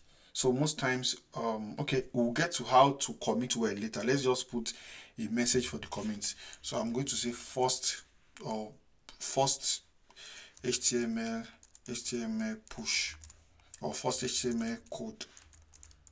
All right. So as the first, so it can be anything. When I click enter, it's telling me that there are some files that I need to add.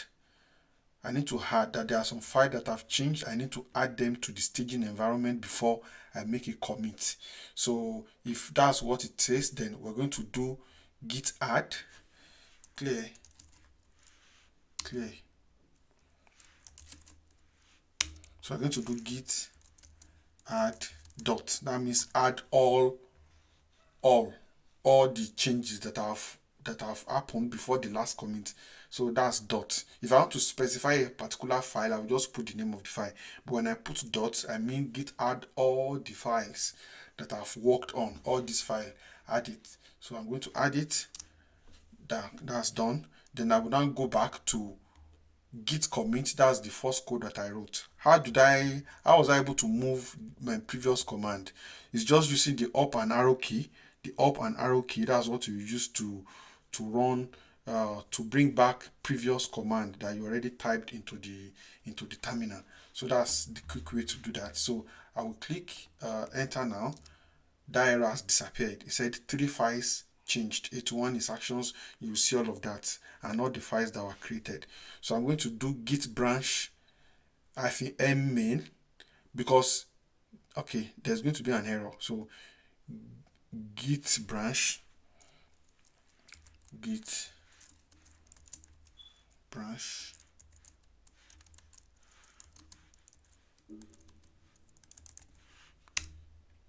oh, okay. It's changed from my former master branch to main. So here initially it was master that was there. That's what always come up first. But I'm going to teach you how to create different branches later, so that you know that you can create different branches. So that's fine. So then we'll now do git remote add origin. So this, I'm going to just simply copy this line, copy, then I'm going to paste it here. Exactly. So that line, you will see git remote add origin. This is the origin or the URL of the repository that I created. So when I click enter, it is added. If it is added, you will not see any error. But if you did not add it, if you did not create this and there are issues, you will definitely see an error. If there is no origin with this URL, there's going to be an error. So this is the URL origin.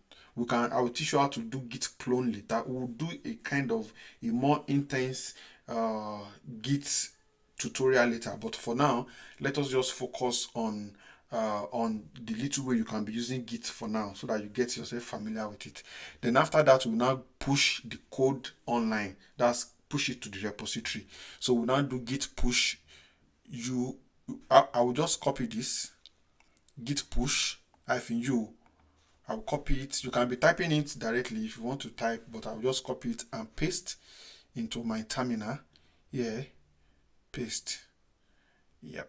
So when I do that and I click enter, you see it will push my code online. So this is the terminal. I'm going to clear now. I'm going to just write the word clear, then it automatically clears the terminal for me. So that's what clears does. So now let's go online and refresh the GitHub page. This particular GitHub page that we created the other time. If I refresh now, you see this will disappear and the codes that I've written would all appear here. You can see it. So these are the codes that I've written that have appeared here. So that's how to push your code from your local file to an online repository. All right, and it's an important skill. Git is an important skill. Git version control is an important skill for all developers. So we're going to click on main. So we have 2 branches. How many branches? I think it's only one. Okay. We only have one branches, which is called main. We can change it, we can add more branches, but for now, so it's just only one branch that we need to have there. So that's simple and easy to do. So if you have issues committing your code online, everything we wrote is rightly here. All the codes, they are here. So this is what makes people to work together on one code base. So the version control is a powerful tool for software developers such that we all can work on the same code at the same time. So, and we will get to that as we progress. So that's that. Even the image is there, that particular image is there. Everything is pushed to my Git repository now. And this is the Git repository. Look at the URL. If I click here now, it will bring me to the Git repository, for instance. So that is it. So the assignment I gave you is to follow me on Git. Just search for Tosin Hub, TOSINHUB, then click follow. And when you are done, let me know. I'm going to check everyone that follow in the group as well. So it's very important. So let's do a bit more with HTML and CSS around rearranging this particular code and make some changes to it. So okay, most of the time you will have your images, this profile.png, most of the time you have your images in a folder within your application. Let me go back to the application and let's take a look at our image. This is the image. So I'm going to create a new folder. I'm going to click like this. Look at the blue, focus on the blue box showing that I've clicked inside this directory. So I'm going to create a new folder and I'm going to call that folder images. So let's say for instance I have more than one images. Okay, so images, this is an image. Okay, so I will move my profile png inside. I want to move it inside to help me to organize my HTML files. I want them to be here. I want my profile to be right inside here. So I'm going to come here and I'm going to move. You see, I'll just right click. Is it right click or left click? Right, this is right, yes. Left, right, right. Okay, I will right click on it and drag. I'll just click, then hold it and drag it into images. It's asking me, do I want to move it? I'll say yes, move. So I've moved my image in my profile image into images folder. Okay, now if I decide to go ahead to refresh the page now, it will not work any longer. The image will not work any longer. You can see the image is not showing again. Why? Because in our code, in the index.html code where we have our images, let me look for it. We said the image is in profile.png. What this means to the web page is that this image is in the same directory with this index.html file that is referencing it. Initially they were in the same directory. They are sitting in the same, just like they are sitting in the same on the same seat, or they are sitting in the same folder. But now we've created a folder inside that folder and moved the image into that folder. So for us to be able to have access to this particular image, we have to put a slash / and put images, which is the name of the folder, then slash. So what we are saying is that go into the images folder and that is where you will see the profile image. So if I go back to the browser and refresh, you will see that let me refresh. If I saved, why is it not saving it?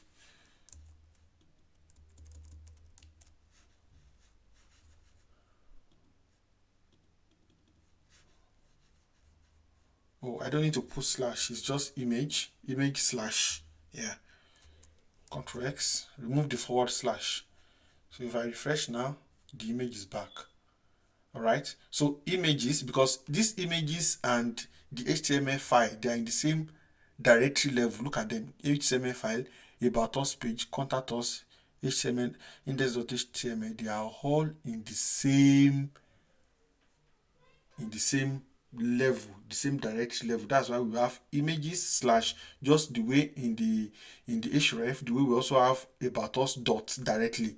So if I create another folder here and call it something different, and put contact.us inside that folder, it's going to also have all of this information in them. Okay, so that is that about that. Now another thing that want to happen is that I want to move all of this my file into a different folder called first class. That's the first class that we've done, so that my web will have different folders of different websites that we are building. I don't want that to confuse you. So what I'm going to do now, I'm going to, inside this directory, I'm going to create a new folder again, and that folder will be called first class. First class. Okay, just like that. And I'm going to move all of this index.html into first class. Move about us, I'll move it into first class. Move, then contact us into first class. Move, then the image itself, I'll move it into first class. Move.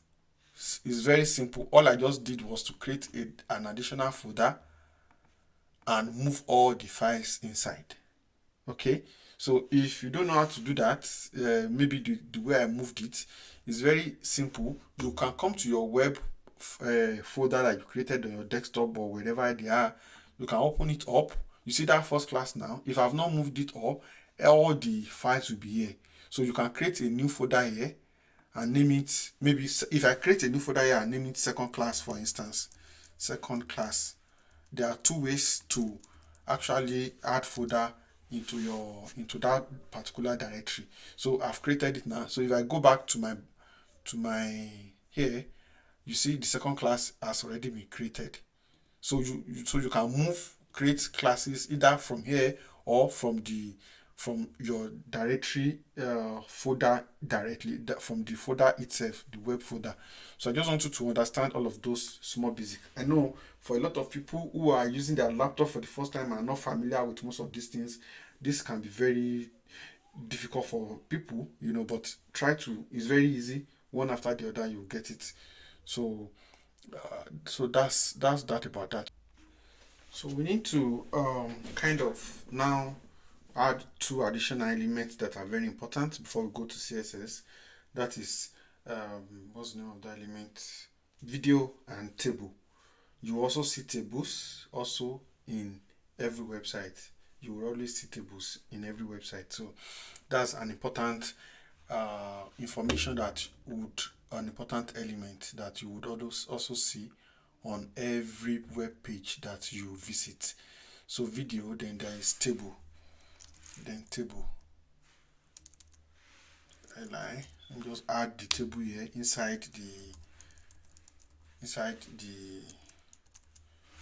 the first class folder now. So we'll be creating more folders for each class as we progress. So that's Control X, Control Save. You save it. So we have video. So let's come into this second class, and we should okay. Let's put the video and the table inside the first class because they are still all categorized as the same. So I'm going to come into the first class folder and go to contact us page or about us page. Okay, so I'm going to add additional information inside I'm going to bring this down now. Put your mouse here, you can bring it up. If you want to close it, you can close it here. It goes off. If you want to bring it back up, the terminal. You go to the terminal, new terminal. I have shortcuts I can use, but for now, just follow those steps. So let's add table and video into our existing code, and just wrap up on HTML and CSS. Then you submit your assignment. Then we can now move to CSS in full. Okay.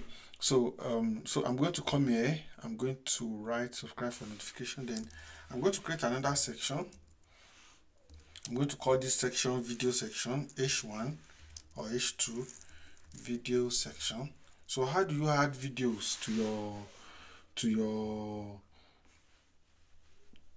or what do I call it, to your project? So if I want to say watch my YouTube videos, watch YouTube video, or is it text? Okay, videos. Okay, let's just call it videos for now. So the tag for video is video. It's as simple as that. So video is going to come up and it's going to ask where is the source, just like the image. All right. So what we'll do is we'll go online and download a video, and that is what we're going to use. They are also going to provide the type of the video. So this type will help, will help the browser to know the type of video you want to play. So type, so here we're going to use the video of type MV4, video slash MP4. So that's the type of MP4. Okay, we need to provide the source for the video, and okay, this is not going to, sorry, this is not going to be here. Let me remove that, just cut it off.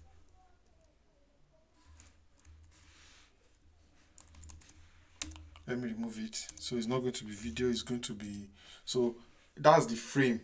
The name of the tag is video, and that's going to be the frame. You can use that video to control the width of your video, how you want it to, the width and the breadth, the length of the video. So here we'll now provide source for the video. Source. So this source we does not, this is how the source will be. Okay, you will now put source. It doesn't have a closing tag, it's just one single tag. So we'll come here, we'll put source.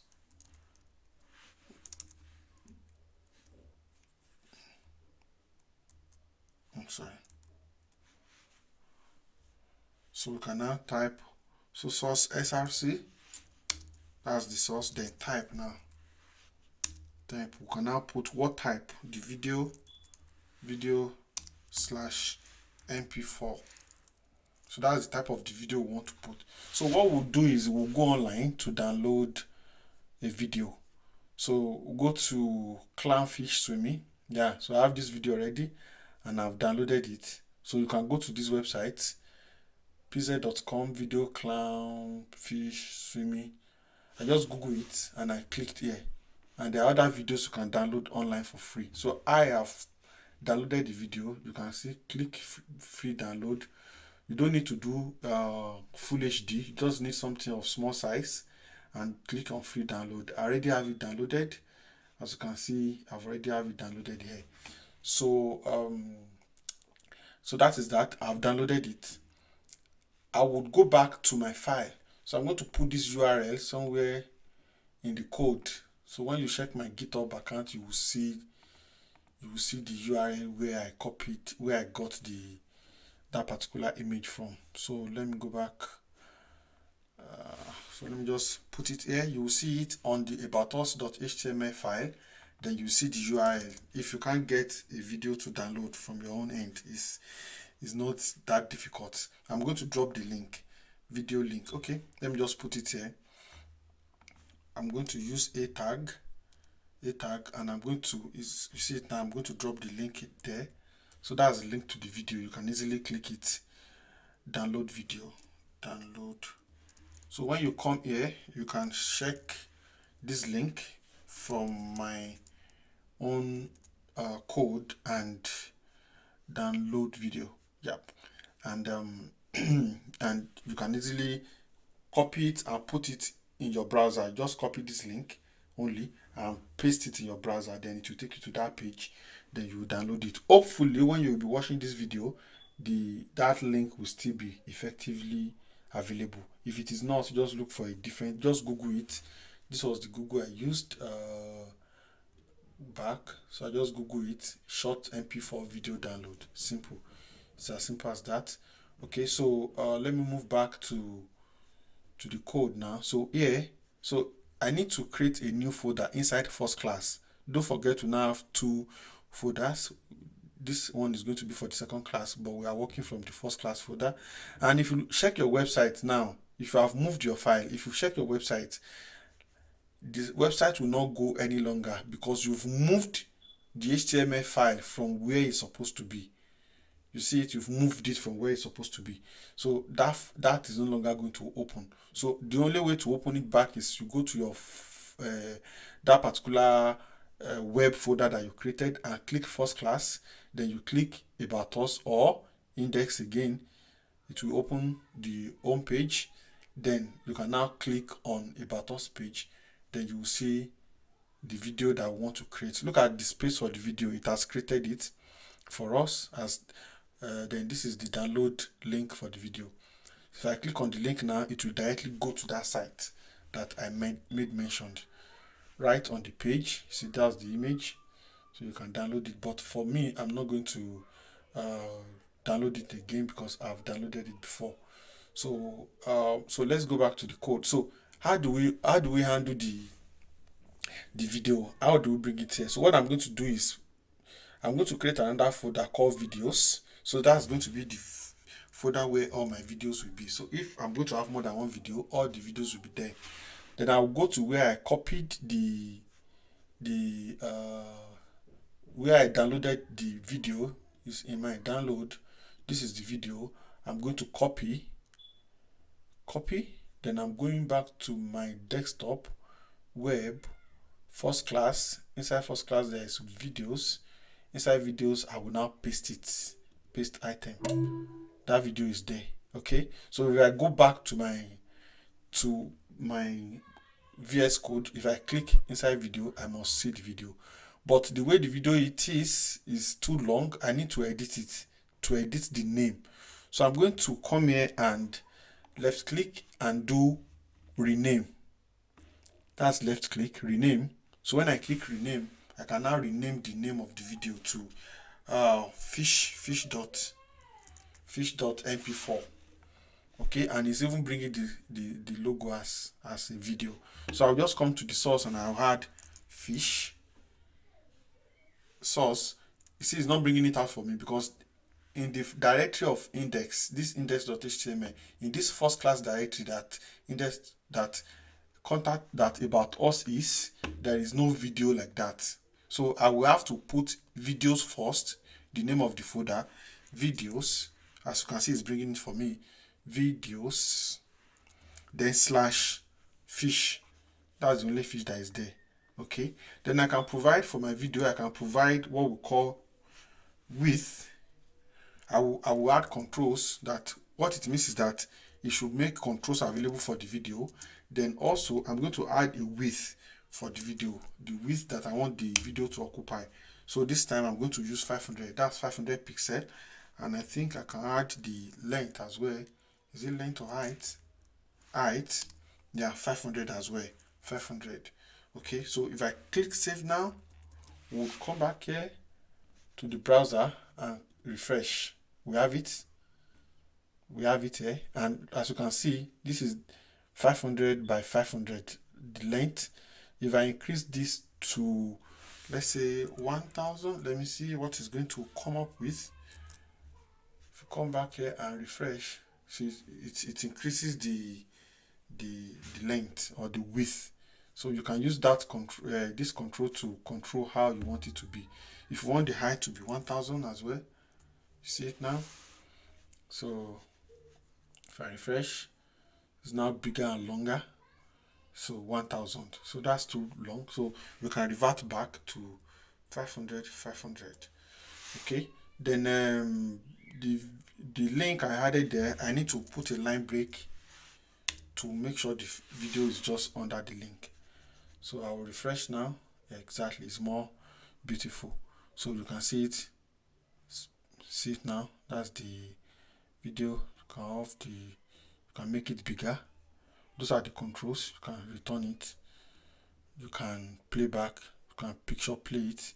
It will be playing somewhere in the background. You see it playing in the picture. So those are the powers of the control that we added to it. So that's how to bring video into your images, into your web page. And like I said, all websites has those four important elements: text element, form element, table element, image. So we've learned how to add video now. So what we just need to learn next is how to add table to our web page. Okay, so I will just add that in the contact us page just to distribute information around. So here I'm going to put another section here. I'm going to call the session um, I'm going to call the session schedule, my schedule. So I want you to see my schedule. Okay, so then under it I'm going to call the table. So we use table, the name is table, just table. Maybe you want to, for a schedule, you see tables on how they are being done. So every table has a table header, and that is going to be called T head. So we're going to call it T head, table header, T head. You see it now. So in the table header we have table rows, because tables have rows and columns and rows rather. There are columns, there are rows. Okay, so you will get it now. So the table header would have table the table rows. So tr, which is going to be tr. Okay, then inside the table rows we will now have the columns. So I will call the columns th. That's the first column. What's be the name of the column? Day. What other column do I want to have? Day. Another column is th also. Yeah, so okay, that's th also means table header as well. Table head or whatever. It's just th. Then we have activity. Activity. Then we now have an additional one. We have time. That's the time for my schedule. Okay. So time. So that's the header. So when I save now, and let's take a look at how that's going to look like. How it's going to look like. So I'm going to come back here. I'm going to click on contact page. You can see the table, day, activity, time. It's not showing like a table now because I did not add any border to it. So I'll go back to add a border to it here. I'll just say border, and I will say border equals to 1. So that will add a border to my table to make it have borders, as you can see. So we now have borders around it, just 1. So that's the table head. So we'll now move to the table body now. That's the body of the table where the information will be. So it's called table body. Then inside the body, we'll now put all the informations for day, for activity, for time. So and we're going to use tr, the same thing. So that part, the first row in the body is the tr. That's the first table row in the body. So then it's going to have tds. That's the data, table data. What will be the data for activity? For that activity, that's Monday. Then I'm going to have another. I need 3 of this.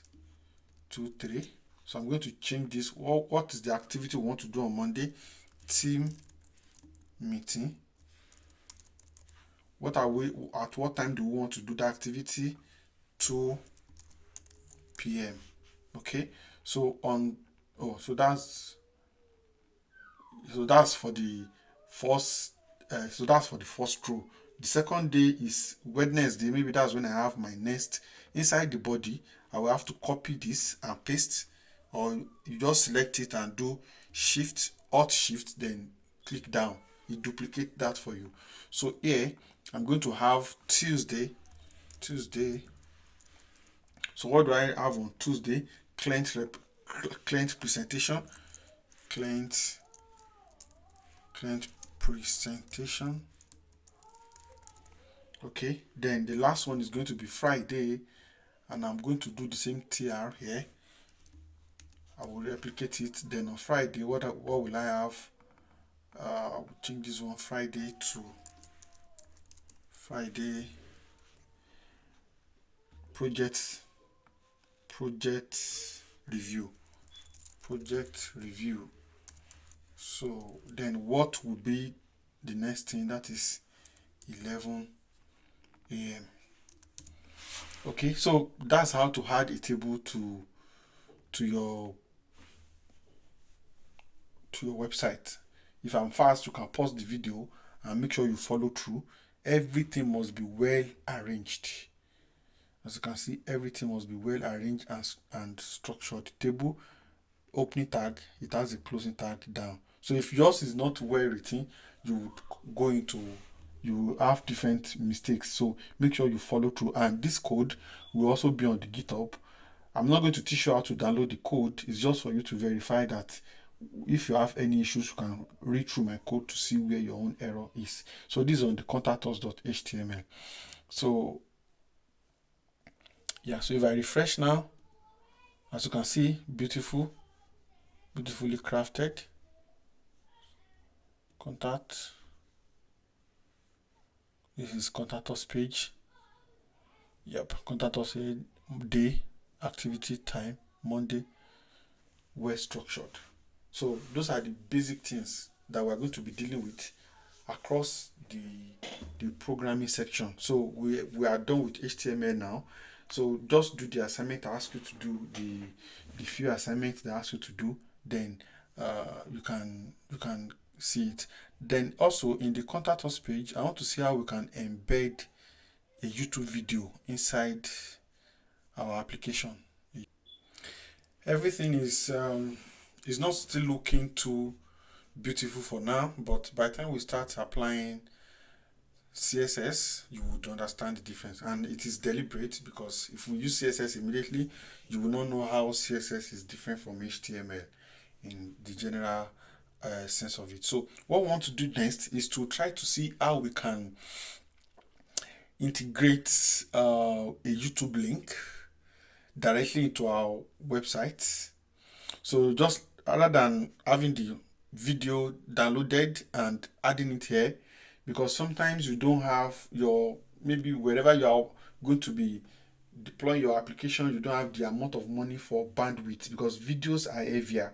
So if you don't have bandwidth for you to be able to personally host your images, you can create a YouTube account, upload your image on YouTube, and copy the link of the image and put it inside your web application.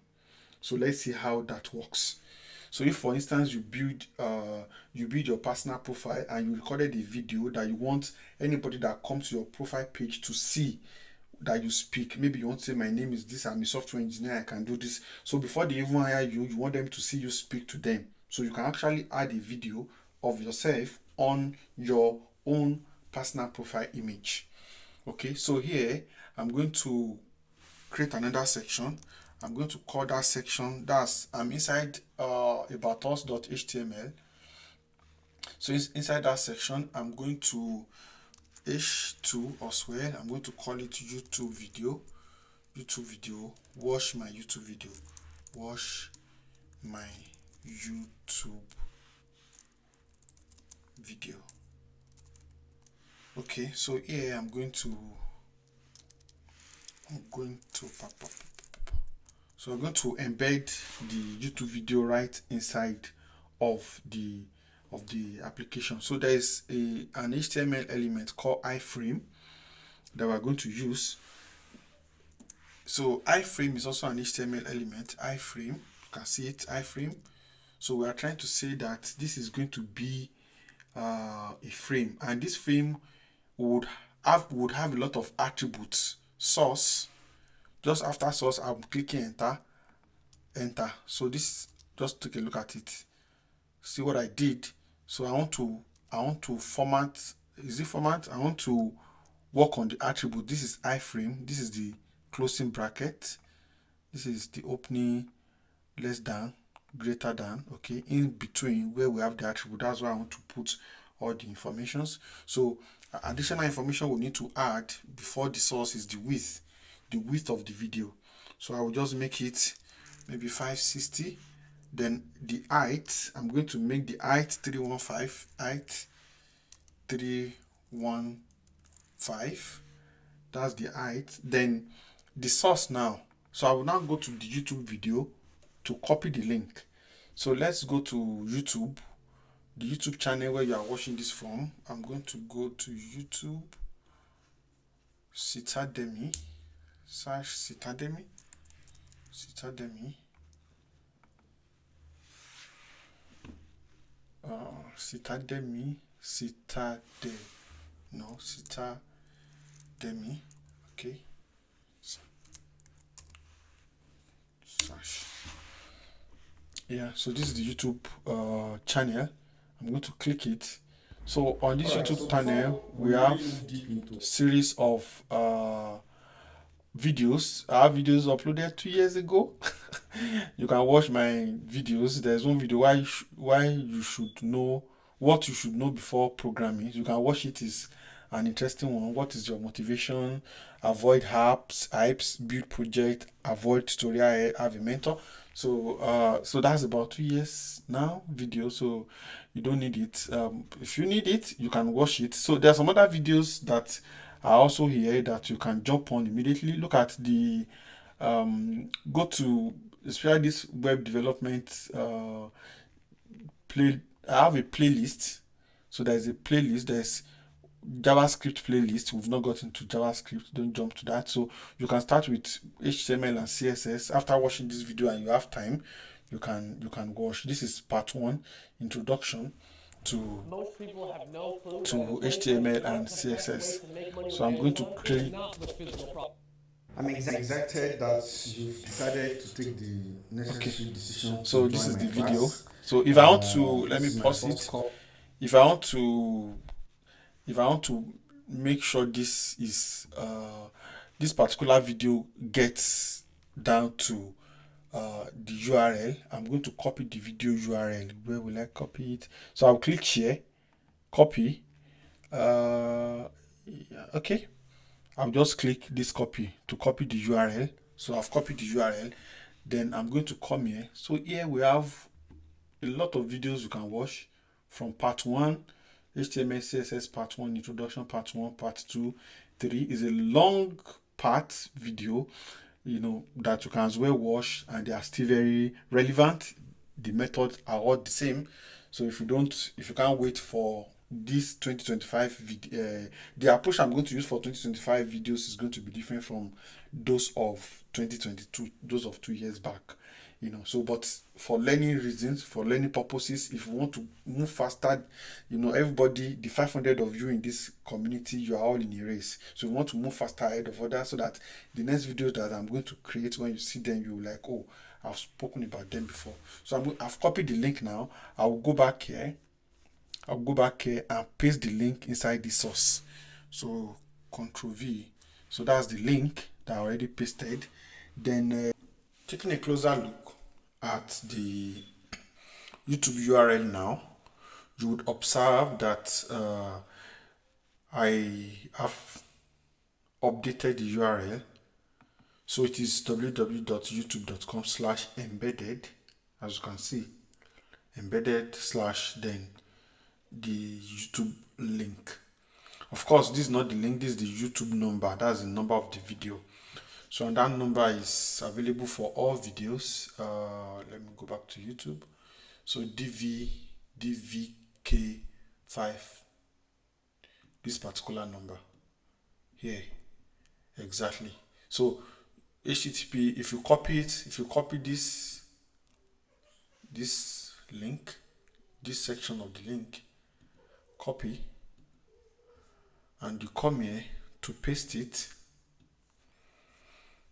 For instance, you paste it, so you change, instead of wash, you change it to embed.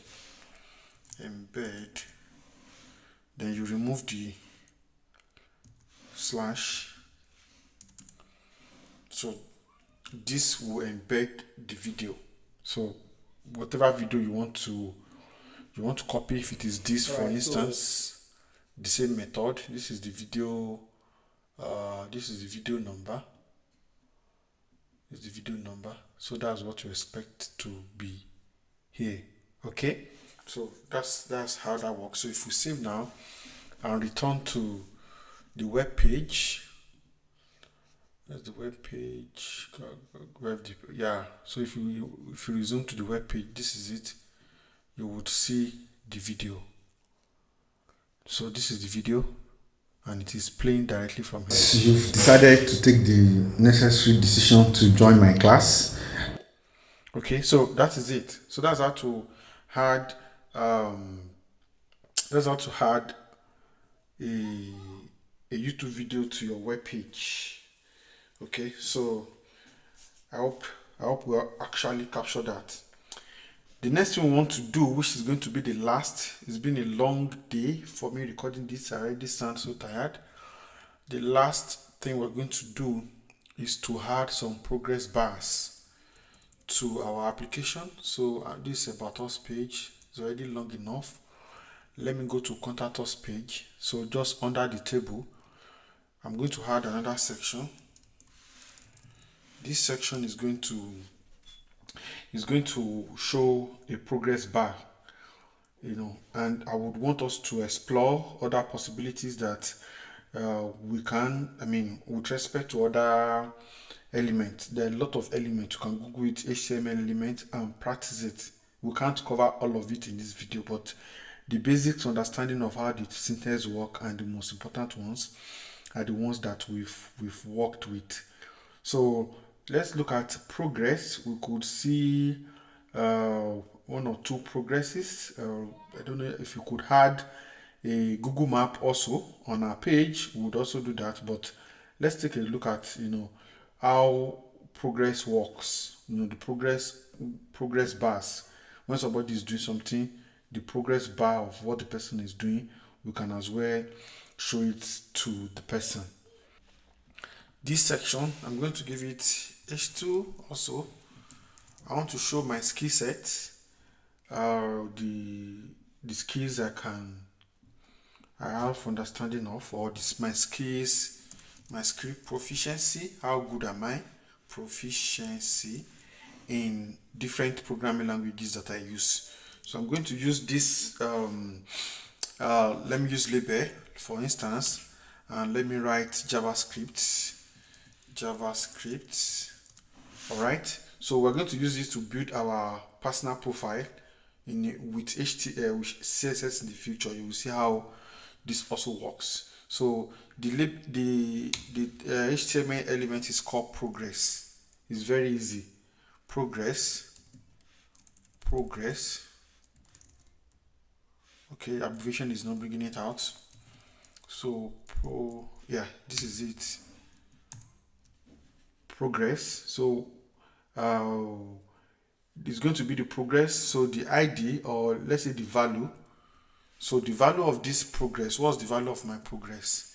For instance, is this, let's say my JavaScript progress is 70%. So I'm going to put percent. So that's the value. Then the maximum percentage of how, or the maximum of the rating I'm giving myself, maximum of 100. So 100. So my progress will show in 100. So then I can now put line break at the end of this. Then next thing, I'm going to add another label. So this label is going to be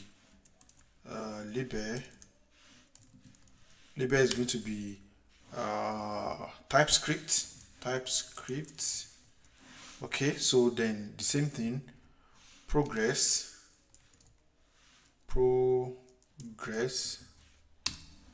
So it's not abbreviating it. So progress. So we would also close the progress. So let me just copy the closing tag of progress here. Please endeavor not to copy. Type. Don't copy. Always type at the early stage of your programming career. So paste. Then here I'm going to have value. So my TypeScript, for instance, maybe is 90. Then max is 100. It doesn't have to be 1900. It doesn't have to be, your max doesn't have to be 100. If your max could be 9, could be 10, and your value is 9. So let's do for the last one another label now. Label, okay. Let's have SQL. I'm also good with SQL queries. Then we'll now have progress again. So I'll just copy this particular progress and paste. So here, what I'm going to do,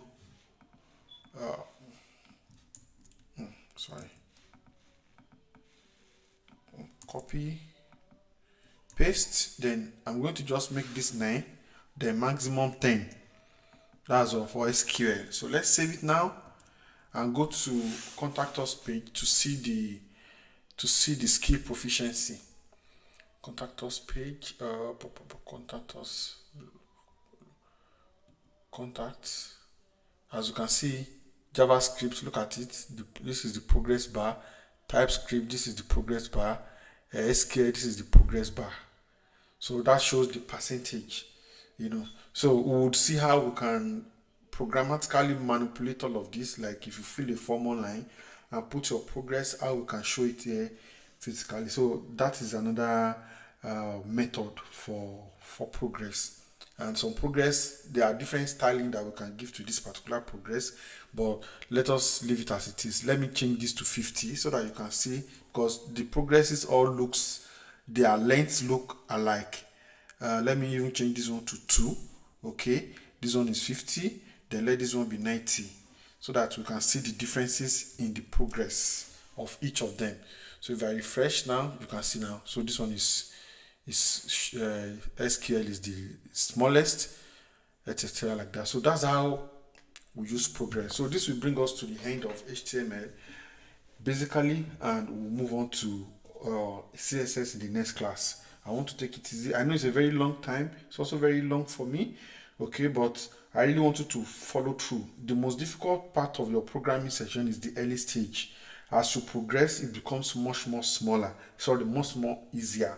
So you don't necessarily have to watch all the videos all at once. You can take your time to watch it, at different times, practice, rest, and do it gradually. But I want you to be committed. Like I said, there are about 500 of you in the community, and my target is just to see 100 people become software engineers by June 2025. So if you are watching this video anytime, we have a community. I will drop the link to the community in the description of the video. If you have not subscribed to the channel, please subscribe so that anytime I post a new content, you are aware. Then you can click also on the notification button so that you get the notification when new videos come online. When we are done with the class, then we'll now be building projects. So I will switch to now building projects using the skills we've learned to build different kind of projects that we'll be developing together.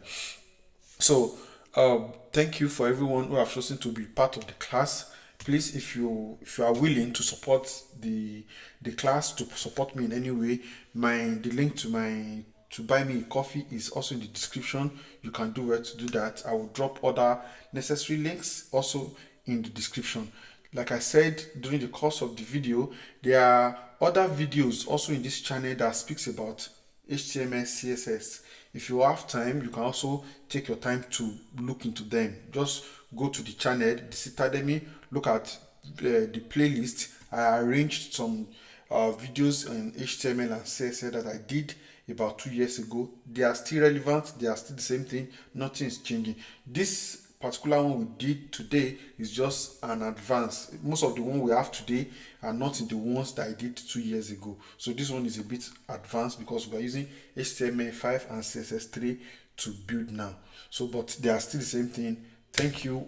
The next video will come out. Please put on the notification so that you get the notification. And if you have any issues, you can drop it in the community group, in the software development group in the community. Other students will also assist you and provide support for you. Thank you.